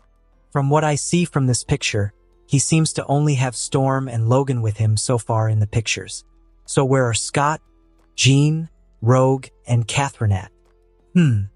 After a little more research, I'm surprised to say both Jean and Rogue are in New York City. Even more shocking is Jean Grey going to my school. So glad I decided to stay at this high school, but it looks like she is more in the background. She is currently 16, close to 17. I'll befriend her before it's too late. Rogue, on the other hand, is a little on the other side of New York. It seems her powers haven't manifested yet, or she is hiding them. It's hard to say. I need to help her when the time comes. There is also Cindy. I need to find her and Ezekiel. Ezekiel needed to meet her first to help her and protect her from Morlun for the time being until I was better prepared. I should, however, keep a close eye on Cindy's parents. Tony hasn't been captured yet. He would probably be held in captivity for at least another 3 months. If so, then Hulk will be in New York in 1 month's time if this is the movie timeline. Next would be Thor, then Captain America. No, wait, Iron Man 2 is before Hulk. So I need to make as many improvements as possible in this short window of time. Okay, no, my turn. Osborn is going to be my biggest problem. From the looks of it, he won't be the only one of my future problems. Dr. Otto Octavius, Adrian Toombs, and Mendel Strom. Oh, but there's more. Dr. Kurt Connors, the Tinkler, and Spencer Smythe. All the evil genius under one roof is great, but from the looks of everything, this could work out well. Norman is probably already making weapons for the mod bosses. Otto, on the other hand, has a wife, meaning this is following the Sam Raimi movie trilogy. That means I can stop Otto from becoming Dr. Octopus. If that happens, I could probably stop Osborn from inventing green a little longer, or prevent Octavius from his accident. Okay, I'm not dumb enough to think I can prevent the inevitable. Even if I could stop Goblin and Octopus from being born, it doesn't mean something worse would take their place. So for now, I need to prolong the rise of Green Goblin and Dr. Octopus as long as I can. Next should be the crime bosses. It looks like the current big man is Tombstone, just like from the Spectacular Spider-Man series. Wilson Fisk, on the other hand, is looked at as a saint, probably because S.H.I.E.L.D. is overrun with Hydra, and he pays Hydra big bucks to keep his stubby fingers out of the public's dirty eyes. Wilson Fisk's reach is surprisingly large, but he doesn't seem to have New York for some reason. Most likely because of Tombstone and Silvermane, Kingpin is unable to take over New York yet. Wait a second. Silvermane is here, but Sable isn't. Wait a second. Silver Sable isn't the daughter of Silvermane. Interesting. I think this is where Spectacular Spider-Man hurts my knowledge a little. I need to learn more, but I don't have any way to do that currently. Well, all things considered, this doesn't seem so bad. Sure, I still need to make a suit for myself, learn how to fight properly, have a short time period to prepare, have no backup yet, and am just a kid. But this is how every situation works out in the end, right? I just need to start making plans and ideas to know and follow through with them until the end. Then it began, my trip down to becoming spectacular, sensational, superior, ultimate, amazing. Spider-Man. Hopefully. Maybe. Time for my first invention for Horizon, so they have even more reason to be in need of my expertise. Mostly something that can help the school as a whole. I then get a text from Modell. He said I did a good job, but that didn't interest me. What he wrote next did. Peter, I just want to thank you for coming in today and working with us. I also like to say I have a person I want you to partner with. You already know her, and she knows you. Her name is Anya Corazon. She might be difficult to work with, but she is very gifted and has been working in Horizon for 3 years. What do you say? Anya has been working in Horizon for 3 years. Dang, I thought I was gifted. Regardless, I text Modell back. Accepting. I then began to text Anya. I then remember something from Anya's phone. She had the basis for an AI on her phone and began work on it. She could never get far into it, though. That is perfect. An AI much like Gideon from Flash can help around the whole school and protect it from harm. Creating an AI like Gideon for Horizon Labs is a brilliant idea. Gideon can assist teachers and students by providing educational support, facilitating efficient communication, and enhancing overall productivity within the school. Additionally, its role as a security system ensures a safer environment for everyone. Implementing advanced algorithms for threat detection and response, Gideon would contribute significantly to the well-being of the school community. This multifaceted AI could revolutionize the learning experience while maintaining a secure and technologically advanced environment at Horizon Labs. I quickly started tapping on my computer and started thinking about the implications. As I work on refining the Gideon AI for Horizon Labs, I recognize the potential it holds for transforming the educational and security landscape. Once complete, I'll send this AI to Anya, highlighting its capabilities in enhancing school operations, aiding teachers and students, and fortifying security measures.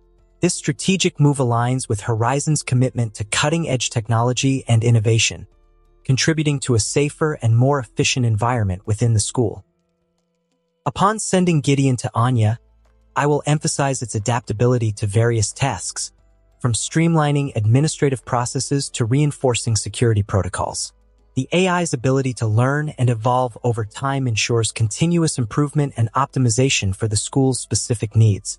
I will also highlight its potential applications beyond the academic setting, showcasing Gideon's versatility for broader societal benefits. The goal is not only to enhance efficiency within Horizon Labs, but also to establish a precedent for integrating advanced technologies that positively impact education and security. With that said, there was not much for me to do at the moment. I guess there is only one thing left for me to do. I soon took out something I've been working on the side. It was a prototype suit that I was planning on making. I've started finishing the final touches and begun to work on my web shooters.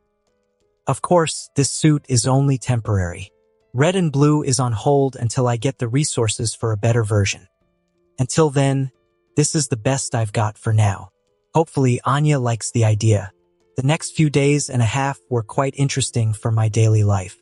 I was now officially a part of the Horizon, and partnered with Anya Corazon, which sounds alright at first, but it took time for us to begin to work together. Especially after I went through her phone and commented on improving an invention she had been working on. Yeah, not my brightest moment. Regardless of our relationship, I spent most of my time at Horizon. Mainly because I had to work on GDON with the help of Mr. Modell and Anya. I used parts from RIKA to speed up the process of making Gideon. I used the majority of what RIKA was for. Seeing AI projects typically take anywhere from 3 to 36 months depending on the scope and complexity of the use case. I used what Peter had already set up for Rika and put it into Gideon. I will still use Rika, but for my own purposes. Like for my Spiderman purposes. And seeing as I have already begun data prep, my Rika should be done before school. Well, the beta version, that is. Along with working on the AIs, I was also helping Modell with any work he had to spare. Working with a great mind like Modell was great for me and my continued growth in science. Along with working with bright mind of the same age as me, Anya also helped a lot. Coming home late at night after a full day of working with Mr. Modell and Anya is really fun for me. Feels like I'm changing the world just by working with them. Even though the late hours were starting to hang on me. Regardless, working late didn't affect me as much, seeing as I barely go out and work out during the day. I do sometimes get calls from friends like Harry, Gwen, and Eddie. I do actually enjoy talking to them, but sometimes I just want to release and chill during the day. This wasn't great for my guardian parents. May and Ben didn't approve of it at first and didn't like that I was working so late. Along with me not telling them I work at Horizon and spending most of my time there. Parker Residence Living Room Night. I entered the house at around 11 at night, looking both tired and satisfied. Man, Horizon really makes me use my brain. Sometimes it is really fun. Other times, completely mentally draining. I head towards the kitchen for a quick snack before I hear a cough at the corner of my hearing. I freeze and see Aunt May and Uncle Ben sitting on the couch, arms crossed, expression stern. This isn't good. Aunt May broke the silence first, which I was slightly grateful for. Silence is only good when it is to my advantage, not my parents. Peter, do you have any idea what time it is?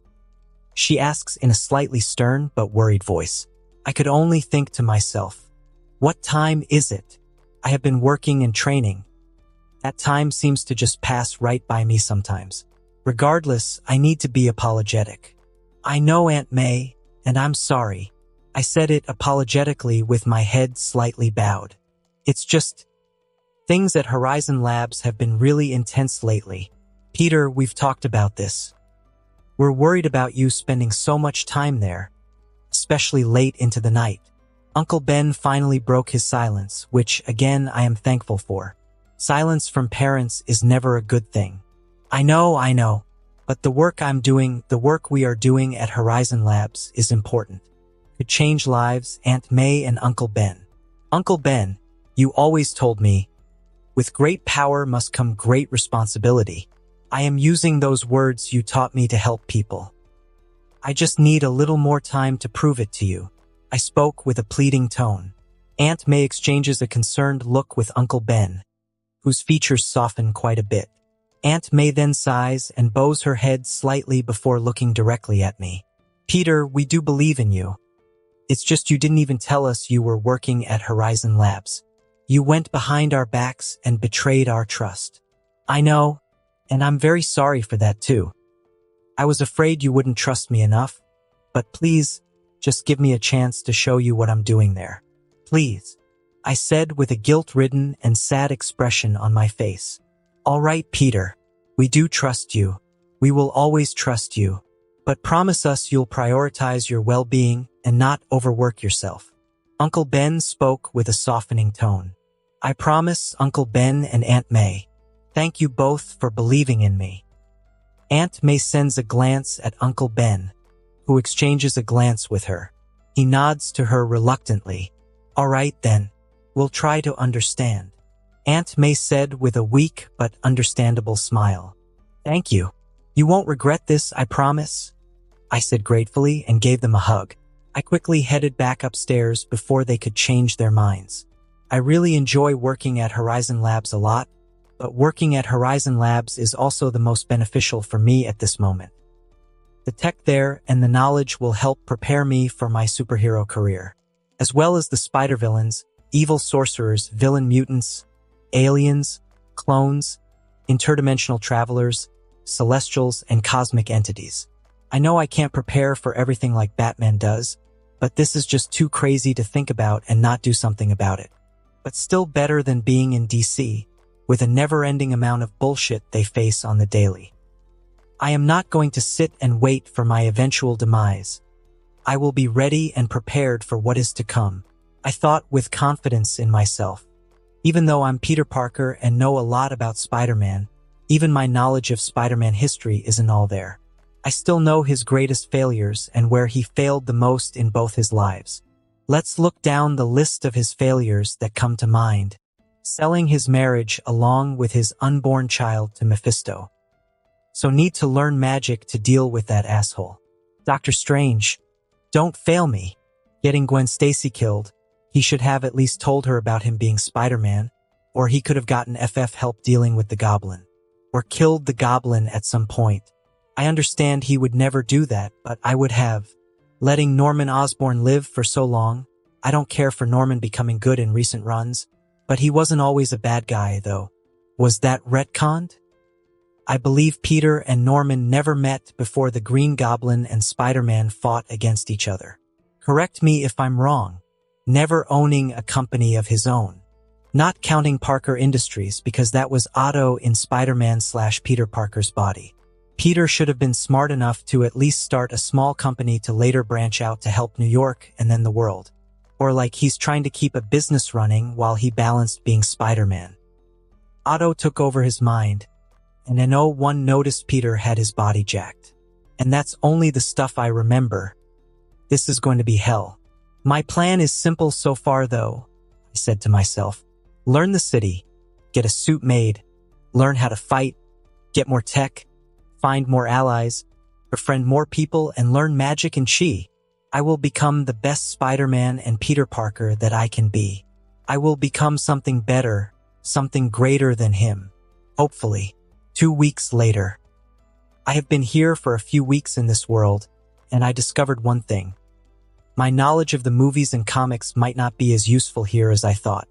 With the assets of Horizon, I was able to get even more information on this world as a whole. Especially Nick Fury, who looks like a dark-skinned man, which gives me more hope for the type of universe I'm in.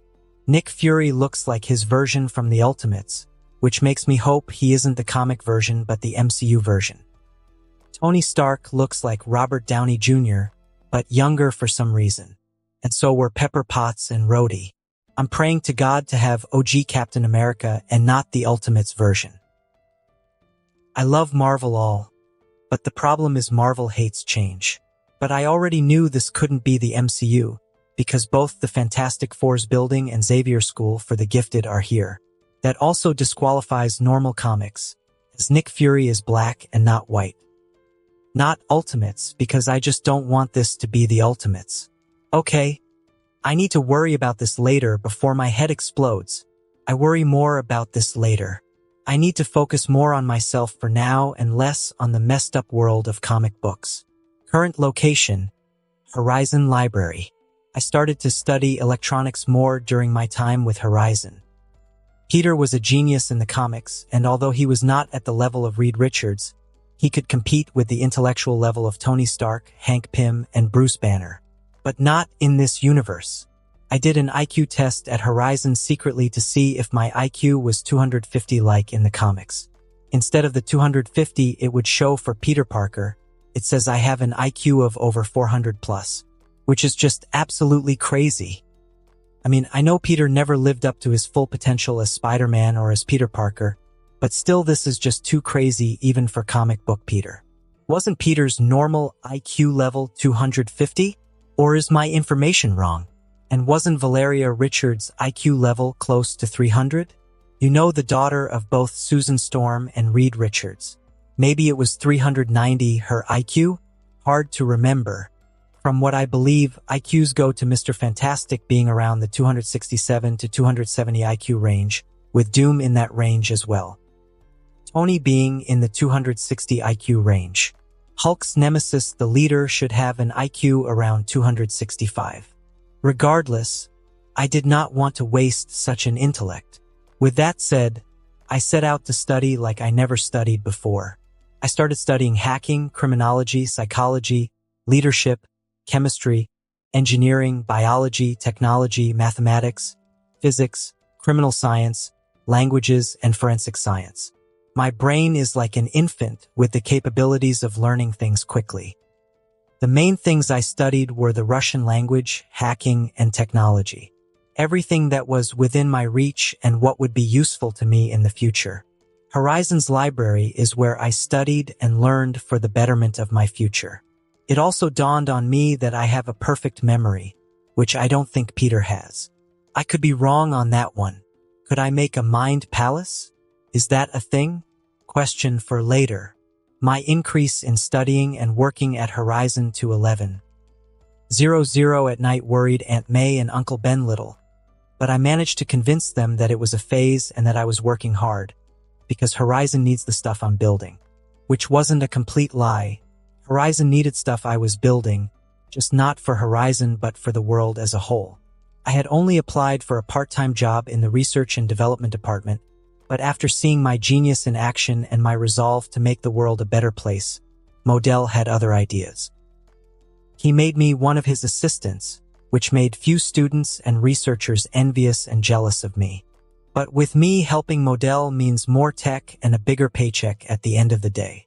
While with Horizon Labs, I can use a higher level of tech and help Horizon for the best, as well as increasing funding overall, which later helps with Spider-Man's funding and my future plans of owning a company of my own. There is also Anya as well, who is also one of Modell's assistants. I have also been talking and working with Anya, and she has been a big help, along with us working on Gideon together, which in turn helps me with Rika. She and I have been seeing each other more often. She was a little jealous I was working with Modell as well, but she got over it quickly after we began working with each other after a while. Peter is not supposed to be that smart in comics. Well, Spider-Man isn't. He is only meant to show he is smart, then struggle with life and only win with dumb luck in some of his battles. But now I am in his body, and I can realize the full potential of Peter's intelligence and his own potential. When I started preparing to make my spider web formula, I was amazed at myself and how smart Peter could have been with even half my IQ. The web fluid I've developed for the web shooters is a specialized compound with remarkable properties. It exhibits high tensile strength, rapid solidification upon contact with air, and adjustable viscosity. These features allow for versatile applications, from creating sturdy web structures for swinging and web swinging to producing adhesive variants for immobilizing adversaries. The web shooters themselves are compact devices with precision engineering. Equipped with variable pressure controls, they allow for on-the-fly adjustments to web thickness and projection distance. Together, the web fluid and shooters provide the agility, versatility, and quick thinking required for navigating the challenges of my dual life as a scientist and Spider-Man.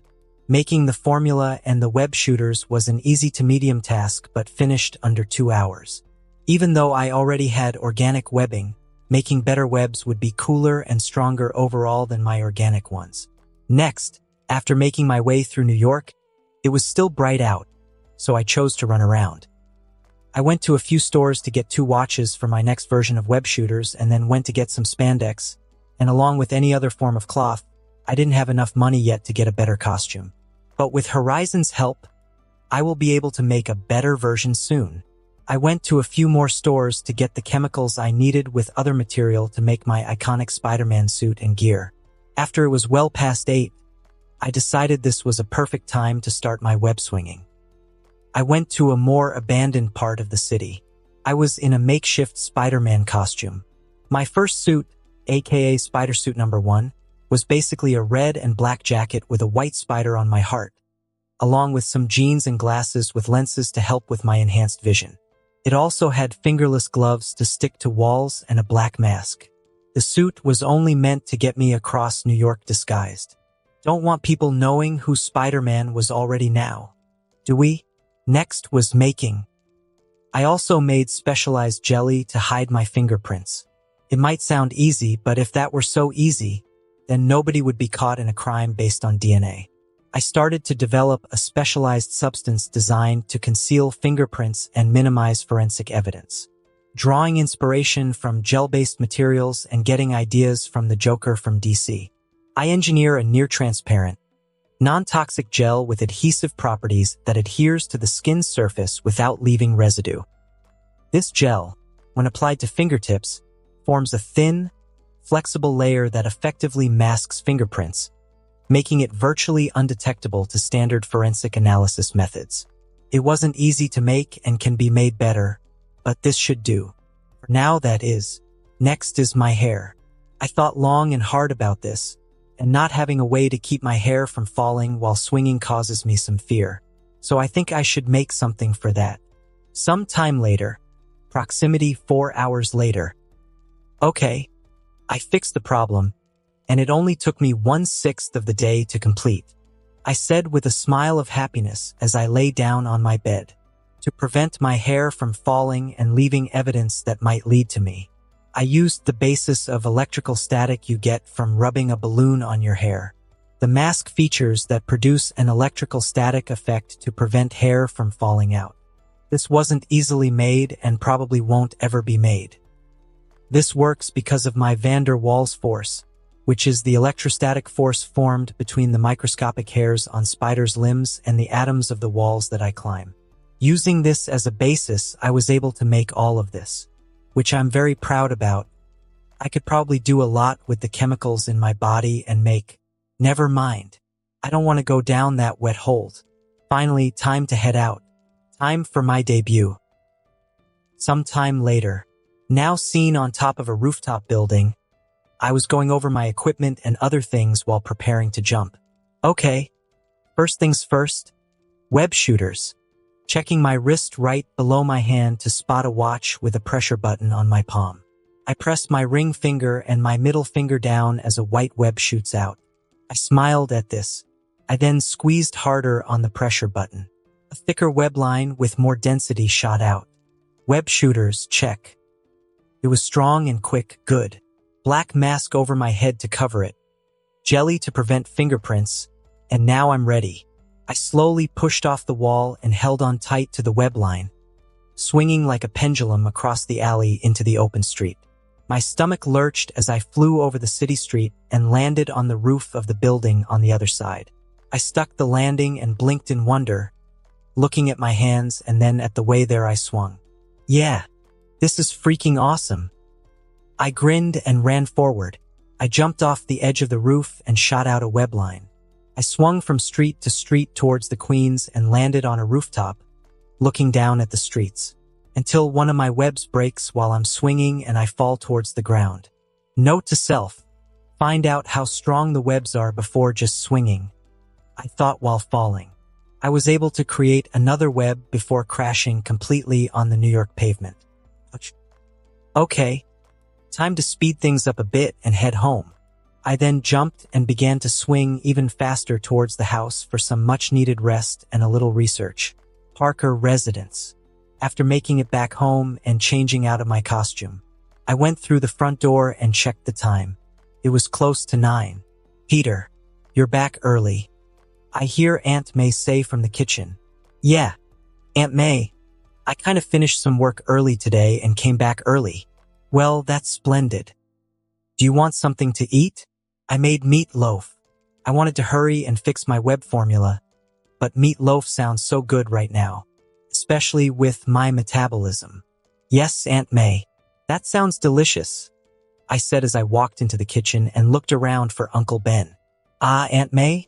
Where is Uncle Ben? Oh, he turned in early. You know how much he loves his beauty sleep. Aunt May answered, and I couldn't help but laugh at her joke. I then sat down as Aunt May brought me a plate. It had meatloaf, mashed potatoes, and corn. Aunt May even gave me a big serving, probably from not seeing me as often as she used to. I was just about to dig in, before Aunt May slapped my hand away. Ouch, May, I said while holding the hand she slapped. Peter, Ben, and I both taught you better table manners than this. Go wash your hands and pray before you eat, young man. She spoke with authority that I could even bother to argue with. Okay, sorry, but did you really have to slap my hand? That really hurt, I said with a pained smile. Stop being a big baby. You and Ben both say the same thing. Getting hit by an old lady doesn't hurt you big babies, she said and went towards the sink to do dishes. The sad part about what she said was that it actually did hurt. Talk about choosing to be weak. Sometime later, after eating a 5-star meal from Aunt May, I wished May good night, and I went into my room. I first began working on my web formula, then went straight to my computer, making my web formula stronger with a few extra chemicals without losing durability and time on the formula. Next was time to look for a way to learn how to fight. I started my search through researching dojos in New York City. I thought it was time for me to learn how to fight, since I can't find Shang-Chi or even Iron Fist. Dojos are my next best option. When researching the difference between martial arts, I started to remember a webtoon series called Lookism that I read.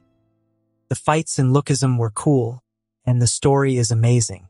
After the 80 chapters, Aikido, Taekwondo system, boxing, capoeira, American Kenpo, Jeet Kune Do, and Muay Thai.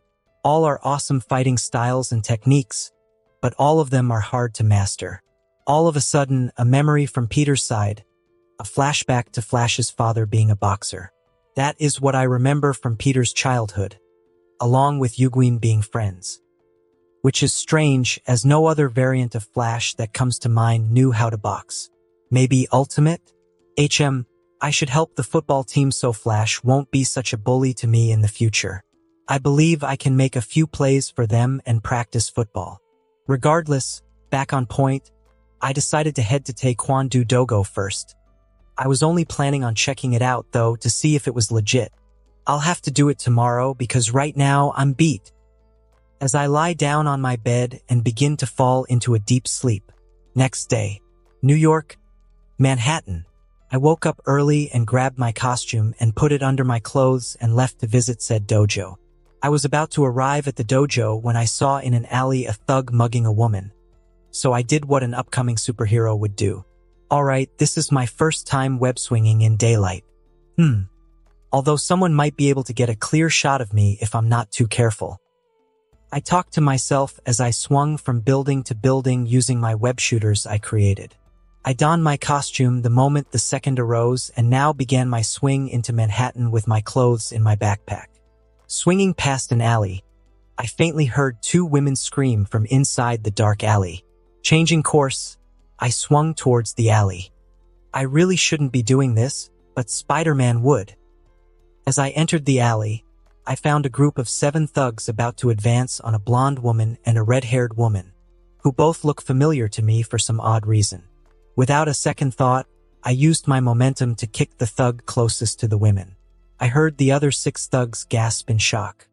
He stood between the women and the 6 conscious thugs. The thug he kicked was unconscious in a pile of trash. Surprise attack. Who the hell is this guy? A thug asked his companions. I stood up and extended my black, fingerless gloved hand, much to the confusion of the thugs and the women behind me. Hi, my name's Spider-Man. I cheerfully introduced myself like I was reading a script, my extended hand still hanging in a joking manner. Well, I'm your friendly neighborhood Spider-Man if you're good, and not so friendly if you've been bad. You might be asking yourself, why is he here? Well, I just gotta say I'm a huge fan of old justice system of America. So I decided to make a suit and become a superhero. Although I feel like I should have added that enormous black spider instead of this white one. I stole someone's design. I babbled, pointing at the large white spider symbol on his heart and chest. But you guys haven't heard of me before. Probably because I'm not in the papers yet. But I will be. Oh, maybe I should make a Twitter account or Facebook like every normal person does in 2023. Or like that fanfiction I read, what was it called? The Spider by I'm Just Trying to Find My Way. Yeah, also, I can tell that you guys probably don't understand anything I'm saying, and I'm just babbling on and on about how great I am. As I babbled on, I then nonchalantly fired a web at the thugs closest to the wall, sticking 2 to the wall. Deception and misdirection, 2 key things of Batman's toolset. Oopsie daisy, I must have fired prematurely. That sounded better in my head. Unfortunately, it already happened, but the good news is I always come back stronger. Wow, that sounded even worse. I was trying to mimic a line from Spider-Man, Into the Spider-Verse to recover, but failed miserably. I shook my head in disappointment at my actions before leaping in the air and quickly firing 2 webs at 2 thugs, successfully trapping them both on the floor for the time being. Should write it down first before saying things like that, like Ultimate Spider-Man did with Kingpin. Thugs look at each other before looking back at me, and I flip them off. Get the freak! A thug, possibly the leader of the ragtag Sinister Six, shouted. Ah, where are my manners? If I'm the freak, then what does that make you? A bunch of lowlifes who had nothing better to do at 11 a.m. in the morning. Forget calling me a freak. What about me calling you what I want? Practice, I said, as I then leaped above the said criminals and landed on the floor, turning my head to see the girls are still here. Both women didn't flee as I expected them to, which was strange to say the least. Both stood still, watching the conflict with interest.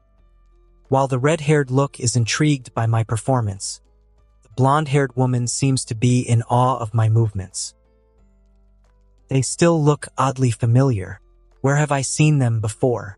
Whatever, this is Marvel, New York. This is going to be the farthest thing to being the weirdest thing I'll see. The 3 remaining thugs charged at me. 2 other thugs were still struggling beneath my webbing. As the first one charged, I dodged the incoming punch with ease. My spider sense alerted me to a flurry of punches coming from the other 2 thugs. I then leaped into the air again and fired 2 web strands at the 2 fists that were about to collide with me and pulled them together, causing the 2 surprised thugs to give each other a punch to the face, incapacitating them. Whap whap, you fail. I mock as I land gracefully.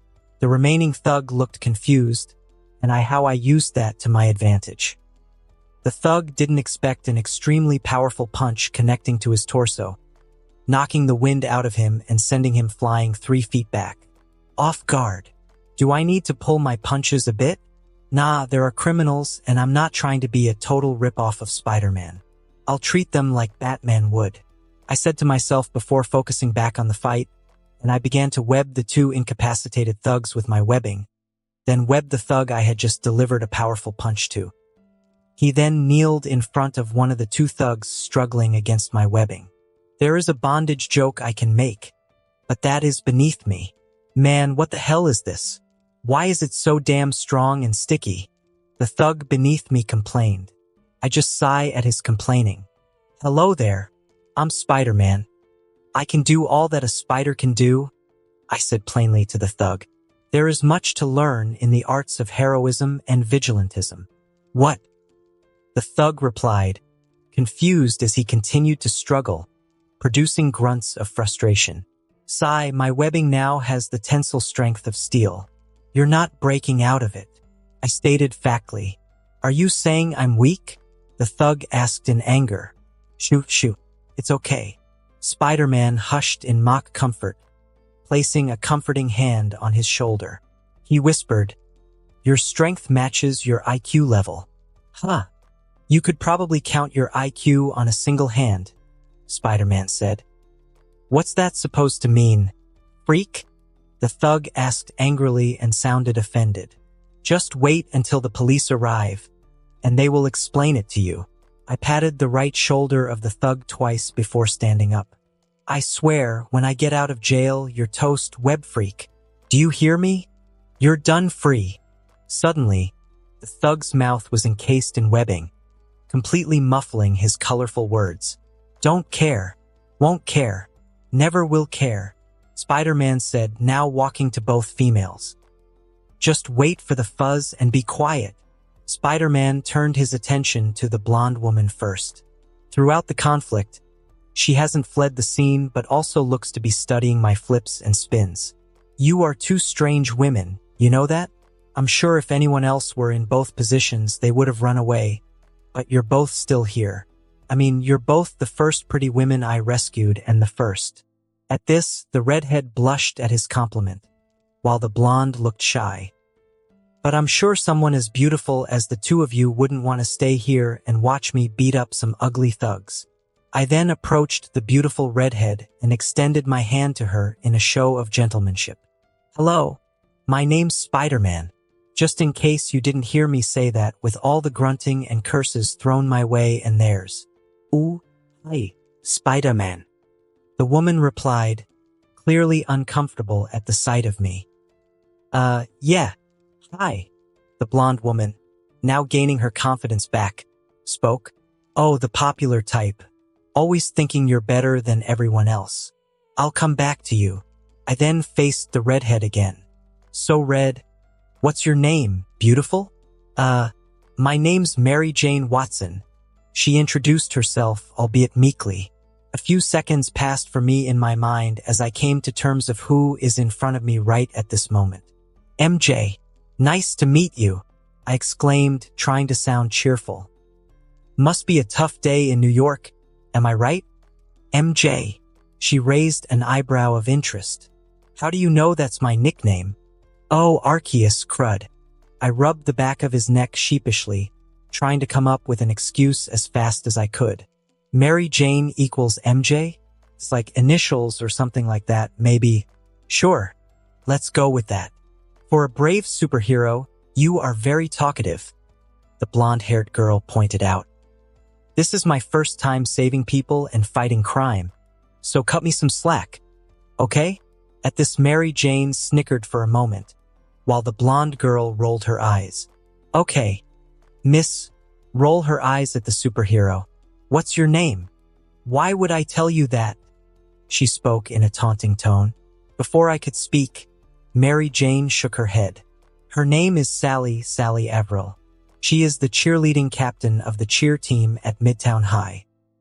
The now identified lady, Sally Averill, gives MJ a death glare, to which she responds with kisses. Are you serious right now? First, the main love interest and #1 crush of Peter Parker is here. But it doesn't end there. Now the girl Peter had other crushes on is looking directly at me with disdain? Interest, intrigue, who cares? I just need to get out of this situation. I then sighed. I figured as much. Seeing as she has a spoiled attitude and seems to only be seen caring for the social ladder. You probably are the meanest girl alive at your school and only hang out with the popular kids. That's not true. Sally yelled back in defiance, and MJ smirked too. That is so true, girlfriend, MJ said to her friend. Sally gave her another death glare. Not another word, Watson. Okay, no words from her. But for me, I'm an open case. I butted in, wanting a piece on the action. How is it being popular, but no one besides your friend group likes you? Mary Jane giggled at what I said. True, it was mean, but the majority of the school don't like her because of her attitude and how she treats people lower in the social ladder. No worries, I got an idea. How about you try being nice to people, like the beautiful Mary Jane does? I like you. Whoa, Spidey's already the ladies' man this soon, and it's his first day? I suppose this wouldn't count on my gamer score on PlayStation, right? I asked, boasting proudly with a smile that even MJ and Sally could see behind the mask. Mary Jane delivered a punch to my shoulder, which didn't hurt, of course. Sally just rolled her eyes but smiled a bit at this and smiled at the light joke. She laughed at my terrible joke while Sally seemed to be impassive. Not like that way yet. You're a cool superhero. You're not like Captain America, though. I'll be definitely putting in a good word for you. And really? PlayStation, MJ said, which made Sally look down in embarrassment for a second for some reason. Well, thanks for that, Spiderman said, then looking towards Sally once more. Anyway, I suppose you're a PlayStation fangirl? He said, with Mary Jane looking confused. Sally finally grasped his extended hand. Much to my surprise, actually. Never mind, that was in like the 60s or 80s when she was made. Even her most recent one wouldn't be able to play PlayStation yet either. Spider-Man, you had amazing form out there, and your flips were extraordinary. And yes, I am a PlayStation fangirl. Laugh it up, MJ. She gave me a beautiful smile that made me blush. No way I'm gonna let one of the most titled women swoon me, of all people.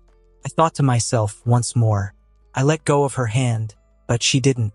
I got nervous at the way she was looking at me, like a cat just saw its prey. You might want to call the cops and dash. Yeah. Don't you mean the fuzz?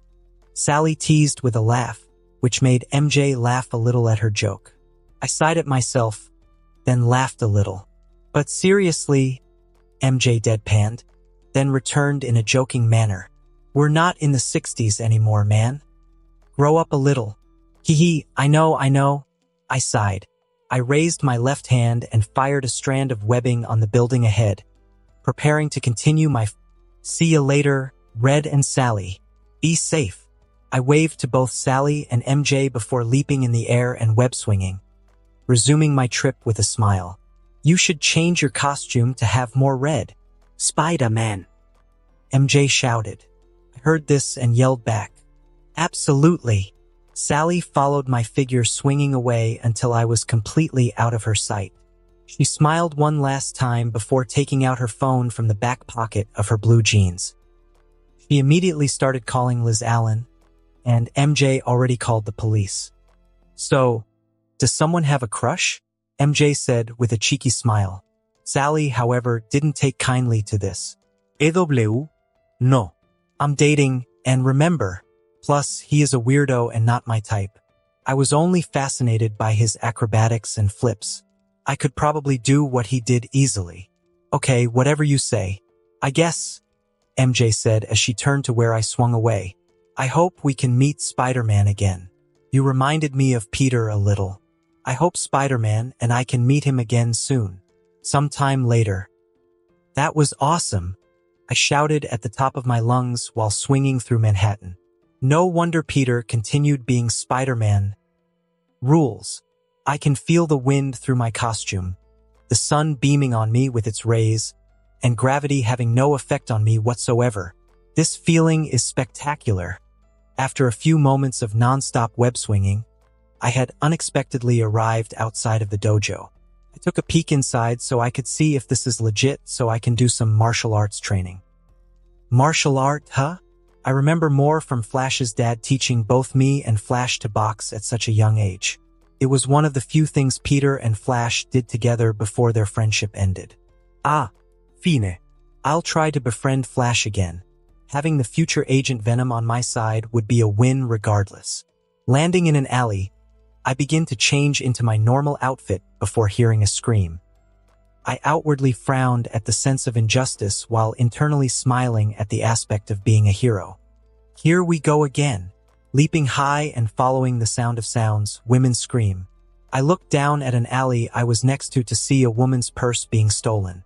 "Hey, that purse won't go well with those shoes," I said, which I internally hated for making a terrible quote like that. That was my quip, and I chose to say that. So embarrassing. The thug in question looks towards me and growls. "Get lost, kid. Go back to mommy," he yelled in a mocking tone as he then turned back to the woman and proceeded to steal her purse even more. Seeing his guard was down, moving at him faster than he could react. Throwing a punch at him in his back, trying my best to hold back this time around. The thug is sent flying as the woman runs past me while screaming. Note to self, earplugs. Super hearing sometimes sucks. As I said that, the thug then comes running towards me, ready to knock my lights out. He throws a punch after punch, which I weave out of the way of all of them. When his right hand was in the air, I went down then back up to deliver a jab at him in the face. He staggers back but proceeds to get hit with a cross. While he's recovering, I finish with a rear hook. Ugh! The guy was down and hit the ground with a thud. I stood over him with an invisible smile. And through sheer knockout, Masked Man is your winner, I cheered, with no one being present except for the thug he beat recently into unconsciousness. Never stood a chance, I said, looking down at the guy. That jab threw him for a loop. Then the cross made him look like a lost puppy. Then my rear hook had him knocked out. I mean, that was just, how did I do that? Those were boxing moves. I don't know how to box. Peter especially doesn't know how to box, or more correctly, fight even a little. How did I know those moves? The only place I saw those moves was in Lookism and from my memories from Peter's memories of flash boxing. But then, an idea came to my head. A very possible idea that can be done if I am like Marvel's Taskmaster. I ran towards the dojo and walked in to see the master of said dojo perform a back kick perfectly. I then left and ran towards an ally to try and perform the move. With one attempt, I succeeded in my attempt and perfectly performed the dojo master's kick. Just like I had suspected, I performed the move perfectly, the same as the master, with no incomplete misstep or anything, which I was glad for. This is amazing, I shout at the top of my lungs before jumping to the nearest rooftop. I began running across rooftops at blinding speeds. No one is able to see me at the speed I'm going. I can copy people's fighting styles and martial arts. Does this mean I can copy any fighter like Taskmaster does?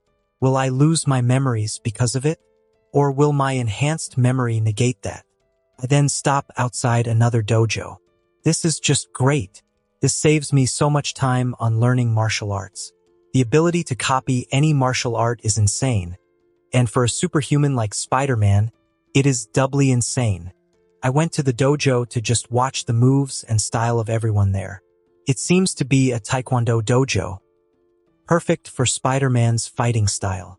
After stealthily watching from afar and only paying attention to the dojo master, who had years of experience and finesse to perform the move masterfully. After witnessing enough, I then left to perform said moves. Axe kick, side kick, back kick, turning kick, front kick, knee strikes, roundhouse kick, push kick, hook kick, and pivoting foot. All moves were perfect copies of the dojo's. All those moves are now mine. Insert evil laugh.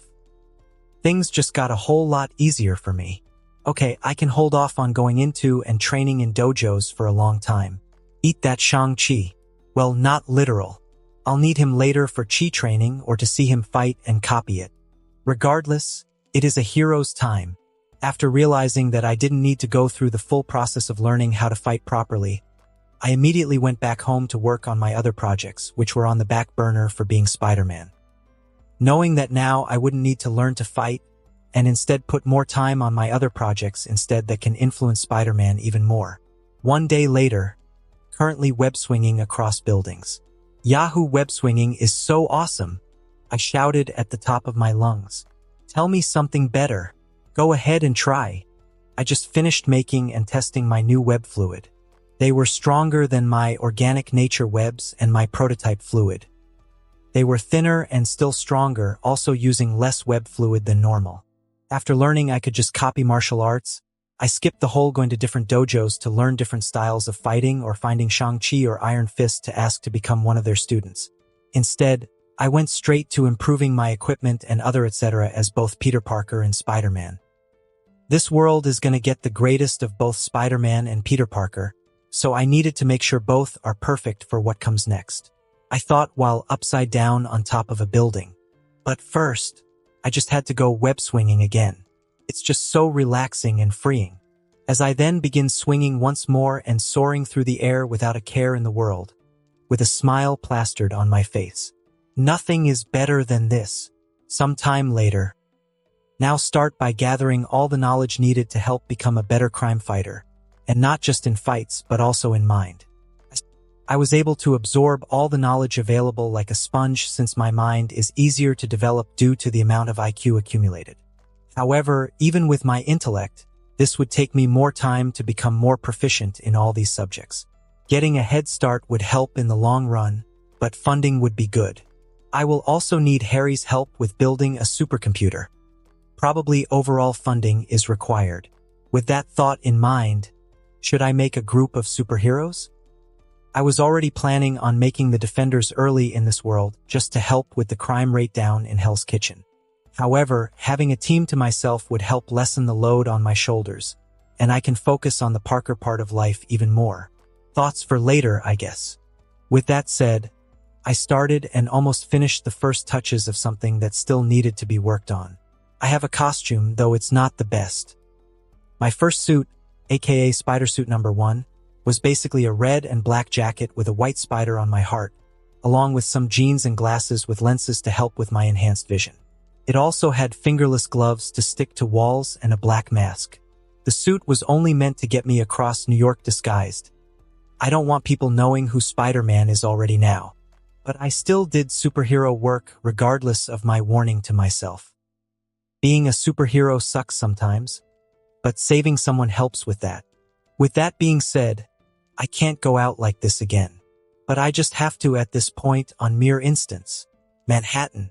Swinging again was the best part about being Spider-Man, and after a few hours of nothing, I finally ran into my first pair of thugs of the day.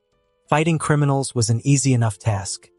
There were only 2 of them this time, and they were trying to break into a warehouse. Super strength, speed, and durability make fighting criminals too easy. No wonder Peter told jokes. This is surprisingly boring without any commentary and too easy. However, fighting supervillains is a whole other ballpark entirely. Unlike Peter, I will have to focus on the fight entirely if I want to win against people who go toe-to-toe with Spider-Man. As I was in my thoughts, I landed behind both of them and approached them quietly. Side note, and learned to be more ninja-like. Seeing as they haven't noticed me yet, I get close enough to them without them knowing as I get ready for my big reveal. Howdy, I yelled, startling the criminals. One of the thugs, in surprised shock still, swung a crowbar at my head in only an instant. I predicted this and ducked under it, getting closer to the guy. Missed me, avoiding his crowbar swing and another getting closer and closer. I pulled my arm back, hitting the guy with an uppercut to his chin, and following with. Never mind, he was knocked out due to the uppercut. Super strength, it's awesome, but needs to be pulled back through. Well, that was anticlimactic, I said with a cocky grin that can't be seen by the mask. I was so focused on the thug I didn't notice the second one pulling out a gun and preparing to shoot. Gotcha, punk, he yelled, which in turn alerted me.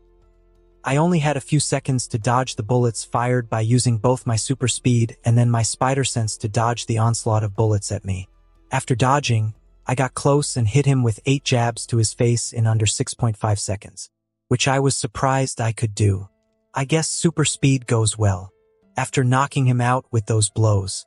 I then left a recording of what happened and swung towards Queens to get some rest. Month later, Parker residence. A full month has passed since I had the breakthrough with my powers and equipment. Everything was progressing smoothly, to say the least. I even indulged myself in more physical training. Every morning, I would get up and work out in the most intense way one could exercise. This exercise method was for improving past the limit of a normal Spider-Man. You know, a fun spider fact: Peter gained his muscles either through his spider bite or by doing a bunch of wall crawling. So tell me why I still have a lean-ass body. It's whatever. At least I'm tall and handsome now, and I'm starting to gain more and more muscle every day. Plus, having my body able to regenerate from overuse after a few minutes helps a lot with training. Looking at the mirror and taking notice of my body features, I soon noticed that my muscle fibers were becoming more sturdy and powerful after a month of intense training, but I wasn't getting buffed up much, which was a good thing for me.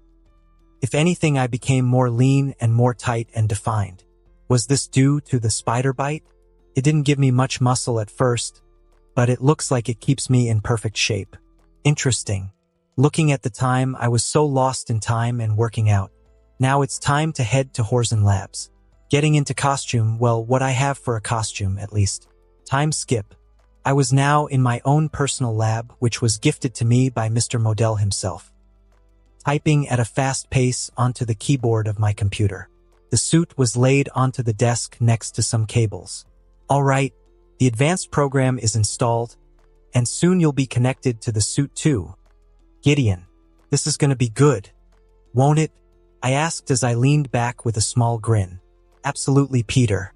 I have, with your permission, analyzed the suit, and there aren't any flaws in design.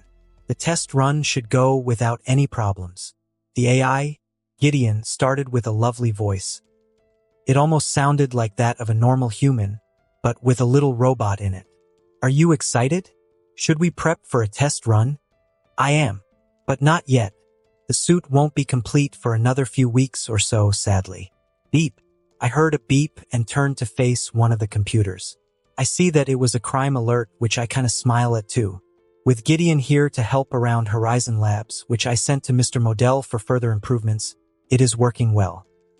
Which is good for not only me but the whole school as a whole. She still helps me from time to time, but she is mainly only in the Horizon system and nowhere else. She was my first creation here at Horizon Labs to assist all teachers and students. Mr. Modell uses her a lot and is proud of my first invention being of use to the school, and the students love Gideon for her help, which I was thankful for. My first invention in Horizon is being used well to further my name. Gideon also helps me from time to time, but I put in a code to prevent people from spying on one another through Gideon. So my secret identity is safe as well as my work. Gideon can also split herself to be all over the school to help multiple people at once, with me and Mr. Model having full access to the main body. Gideon, can you tell Mr. Modell I have to leave for some important matters? Just because we can't take the advanced suit yet doesn't mean I can't get some crime fighting done. This suit now has even better web shooters, a face and body scan disruptor, a voice modulator, spider tracers, and spider eyes, along with video recording in the logo or in the lens, whichever you prefer. Web shooters have been explained multiple times already. Spider tracers are handy to help track down criminals and other supervillains I will face. Spider eyes are a work in progress, but video recording to help put criminals away is much easier and effective. Voice modulator will alter my voice while I have the costume on to help keep my secret life separate. And scan disruptor will prevent any snot noise billionaire from scanning my body and figuring out my secret identity as well. It was fun to have my fingerless gloves, but they were bound to get my DNA caught and scanned after stopping so many crimes as of late, so a full costume it is. I had it made red and blue earlier during the month, but I had a few changes to it to make it just another generic Spider-Man suit, and it paid off. Alright, let's go. And with that or rather Spider-Man is, now out for fun once more. Manhattan. This never gets old, I stated as I looked out through the city before jumping and swinging towards crime. The red and blue suit gleamed in the light as I swung through the concrete jungle. as I motioned my body to rise up in the air above a building. I did a flip and landed on top of a tower building. I stood at the edge watching over the city with a feeling of refreshed glory as he flaunted my suit. The suit sticks to my skin like a second skin, so it was easy to make out my muscles. To any woman or man, I would truly be a feast for the eyes. I brought my hands up and admired my web shooters. I managed to create another and better web shooter from the older model again. I improved the mechanism, and after much effort I was able to successfully create a slimmer and more convenient web shooter. Now my web shooters look like the amazing Spider-Mans. I also did a lot of modifications to these web shooters, though I couldn't put everything I wanted in them yet. I added a voice activation feature which allowed me to shoot different types of webs. For example, when I say the words, "Web Barrage," my shooters then fired off a quick succession of web bullets at a wall. But I wasn't done just yet. "WebNet," I said. Shooters then drop a large sheet of webbings. Now, this is really convenient and less time-consuming. All in all, I really worked my ass off and it paid off. "What a great day," I said, stretching merely. No sooner had I said that trouble appeared. A group of police cars with sirens blazing were rushing towards the bank. "Oh yeah, the bank. Well, it keeps on getting better and better," I said with a smirk to myself. "This is a perfect chance to show off to the people at large. Here goes, whoa-ho!" And I jumped off and began swinging and following the cars. It seems that a bank heist is still going on. As I then began to approach the bank from the sky, looking down upon the officers to spot a familiar man, George Stacy. Internally, I thought to myself, I wasn't planning on letting him die anytime soon. A good man like him should survive a happy long life.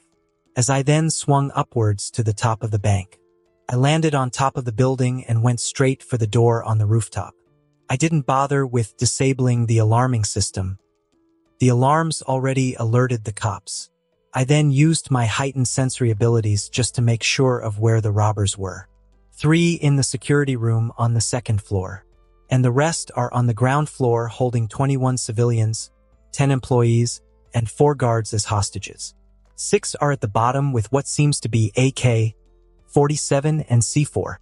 I should get rid of those 3 in the security room first. It'll make my job easier. I stepped down and went straight to the security room on the 2nd floor. After some searching and patience, I found what I was looking for. There it is. I had found the room. Without a moment of hesitation, I kicked the door open with force. My sudden action caused the reaction that I desired. The 3 men were startled and just stood there staring at him in shock and surprise with their guns raised. "Yo!" I said with a hand wave, snapping the men out of their stupor. The 3 men pointed their guns at me, but it was already too late for them. I shot 2 webs, taking the guns out of their hands. I grabbed the man closest to me and slammed him hard on the other man, which knocks the man out instantly. I didn't let my grip loose, though. I spun him again and slammed him onto the table, breaking it in the process with superhuman speeds, then proceeded with knocking the man out with an axe kick, which probably was overkill. I then quickly turned to the other man who was trying to get back his gun. I then did a back kick to his face before he got the gun. The man started screaming as his nose was broken. "Oh, so you can scream? Good," I said in amusement. But then he turned to the man, and the man felt a heavy pressure land on him. "Because if you can scream, then you can speak, and you will speak, or I'll make you wish you couldn't. Please, I'll tell you everything you want to know, so please don't kill me," he said, and I smiled at him, believing my bluff. After learning what I could, I knocked out the guy with a simple DBZ gut punch. Awesome and effective. I stood there for a few seconds. I was now lost in my thoughts again. Like I thought, Kingpin isn't in New York City, and Silvermane is in prison. So Tombstone was obviously in charge of the New York criminal underworld, which oldly follows Spectacular, but I can't be tricked like this. Remember, Silver Sable and Silvermane aren't related. Meaning this isn't Spectacular, just things that are like from all over. They are the same crime syndicate that Tombstone had hired to protect his business. I'll have to get rid of them and him sooner rather than later. I was gonna confront Tombstone sooner than planned. I then grabbed a walkie-talkie they had on hand and started to speak into it with my voice modulator. "Hello? Can anyone hear me?" said the man-spider, perfectly mimicking the voice of the man he interrogated. It was one of the many things my voice modulator could do, and thank God I built it so early in my superhero career. "I hear you. What happened?" The man's concerned voice could be heard. "We need help. He knocked out." "Oh God, no. We need help. I repeat, we need." And with that, I crushed the small device in my hands. I jumped and opened the air vent and situated myself up there as I waited for those fools to come. I closed my eyes and expanded my senses. My senses were probably close to both Daredevil and Wolverine at this point. All right, for a coming up, and two decided to stay back, walking directly into a spider's web. "Ha-ha," I chuckled to myself as I retracted my senses. After a few seconds, sure enough, the door opened, and 4 cautious men carefully stepped in, armed with machine guns. Those guns can be a problem if I allow them to pull the trigger. It will alert those fools down there. Oh well, if it comes to worst, then I'll just go Spider Fury on their miserable asses. The men stepped in with caution and looked around the room for any signs of abnormality, but they didn't look up, which was a fatal mistake. If they did, they would have noticed 2 bright glints in the darkness of the air vent, which was open. But alas, they are just some dumb gangsters who are too dumb to know they are expendable. 2 went to check on their fallen comrades, while the other 2 stood cautious with their hand on trigger, as if just waiting for something to happen. "He is alive, but bruised." The one checking the man had an axe kick, I said. "Yeah, this guy is alive too, but completely knocked out." The one checking on the man Peter interrogated said in panic. "He'll be worse if we don't treat him soon." "What? How the hell did this happen?" The man, as I turned to the other man who was about to fire his gun, I jumped up and did something that I saw in Viral Hit, Webtoon, a 1080-degree kick, which in fact landed on this guy, knocking him out. I then spun on my heel and turned to the only man left, who had just recovered, and pointed his gun at my head. The man recovered and got ready to shoot, but before he could do anything, I spoke up. "If you even think about moving," my voice modulator makes me sound more dark and crazy, "I will break every bone in your body." The man did what a sane man would do. He dropped his gun and raised his hand up in surrender. Good little thug. And then I knocked him out with a single uppercut. I then bound the 6 knocked out men together and took all their belongings and discarded them. As I then descended down a staircase towards where the hostages were, one man was standing near the stairs, his back facing the stairs. I rush him, and back kicks the man so hard that he goes hurling across the room. Starling, everyone who was present as the only guy left saw his teammate get knocked across the bank. He stared before looking into my eyes. He readied his gun, but before he shot, I shot first. Web barrage. 2 web bullets shot out and nailed the man's both arms with a bullet, making him scream in pain and drop the gun. "Ack, what is this stuff?" the thug shouted in pain. "It looks like my web bullet did more damage than I thought it would. Thanks for taking good care of these lovely citizens. Now, don't mind me as I take over. Those web bullets might seem like webs and soft, but they harden to be as hard as concrete. Probably through the chemicals I used to make it stronger, it looks like when the web bullet came out, it was nearly solid. With the speed of my web shooters, it can be almost a real bullet." I then turned to the people inside who were looking at him with wide eyes. "Come on now. Get going." Spider-Man shooed them. "Go home. And remember to be cautious when you enter a bank next time." The people thanked him and rushed out of the bank. Spider-Man walked out and met up with officers. And of course they want to arrest me, but I just left a video recording and note telling them where the criminals are. And then I swung away. The officers were confused about who I was and then went back to work. And with the state of the city being the crime rate was at an all-time high, something like this might just be what the city needs. Back to me. After my trip to the bank, I decided it was time to call it a night and head home. I had no other choice in the matter. That went greater than I expected it to go. When I returned home, Aunt May reminded me school starts back up tomorrow, which I thank her for. Peter, welcome back. And before 9, I might add. Aunt May spoke to me in a caring tone. Good to see you, Aunt May. Is Uncle Ben back? I ask. I always want to make sure everything is all right with my family. No, not yet. He had to work an extra shift at work. Aunt May answered.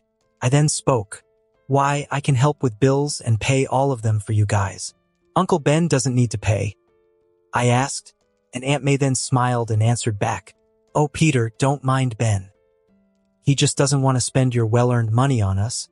And plus, with school starting tomorrow, he wanted to earn a bit of extra cash. I was speechless for a moment, thinking of a way to convince them to let me worry about it. Now, come and get some dinner. We're having cooked salmon with a side of mashed potatoes and rice. As Aunt May walked towards the kitchen, I was still frozen in place, still thinking to myself, school starts tomorrow, huh? Well, that's just great, I suppose. Peter's and Spider's best stories are in school, which is only going to get worse for me. Crap baskets. And that concludes this episode. If you enjoyed it, I'd seriously love it if you guys could leave a like on the video, as it genuinely helps out so much, and it keeps me going, plus it takes only 1 second. That said, have a wonderful day. See you in the next one.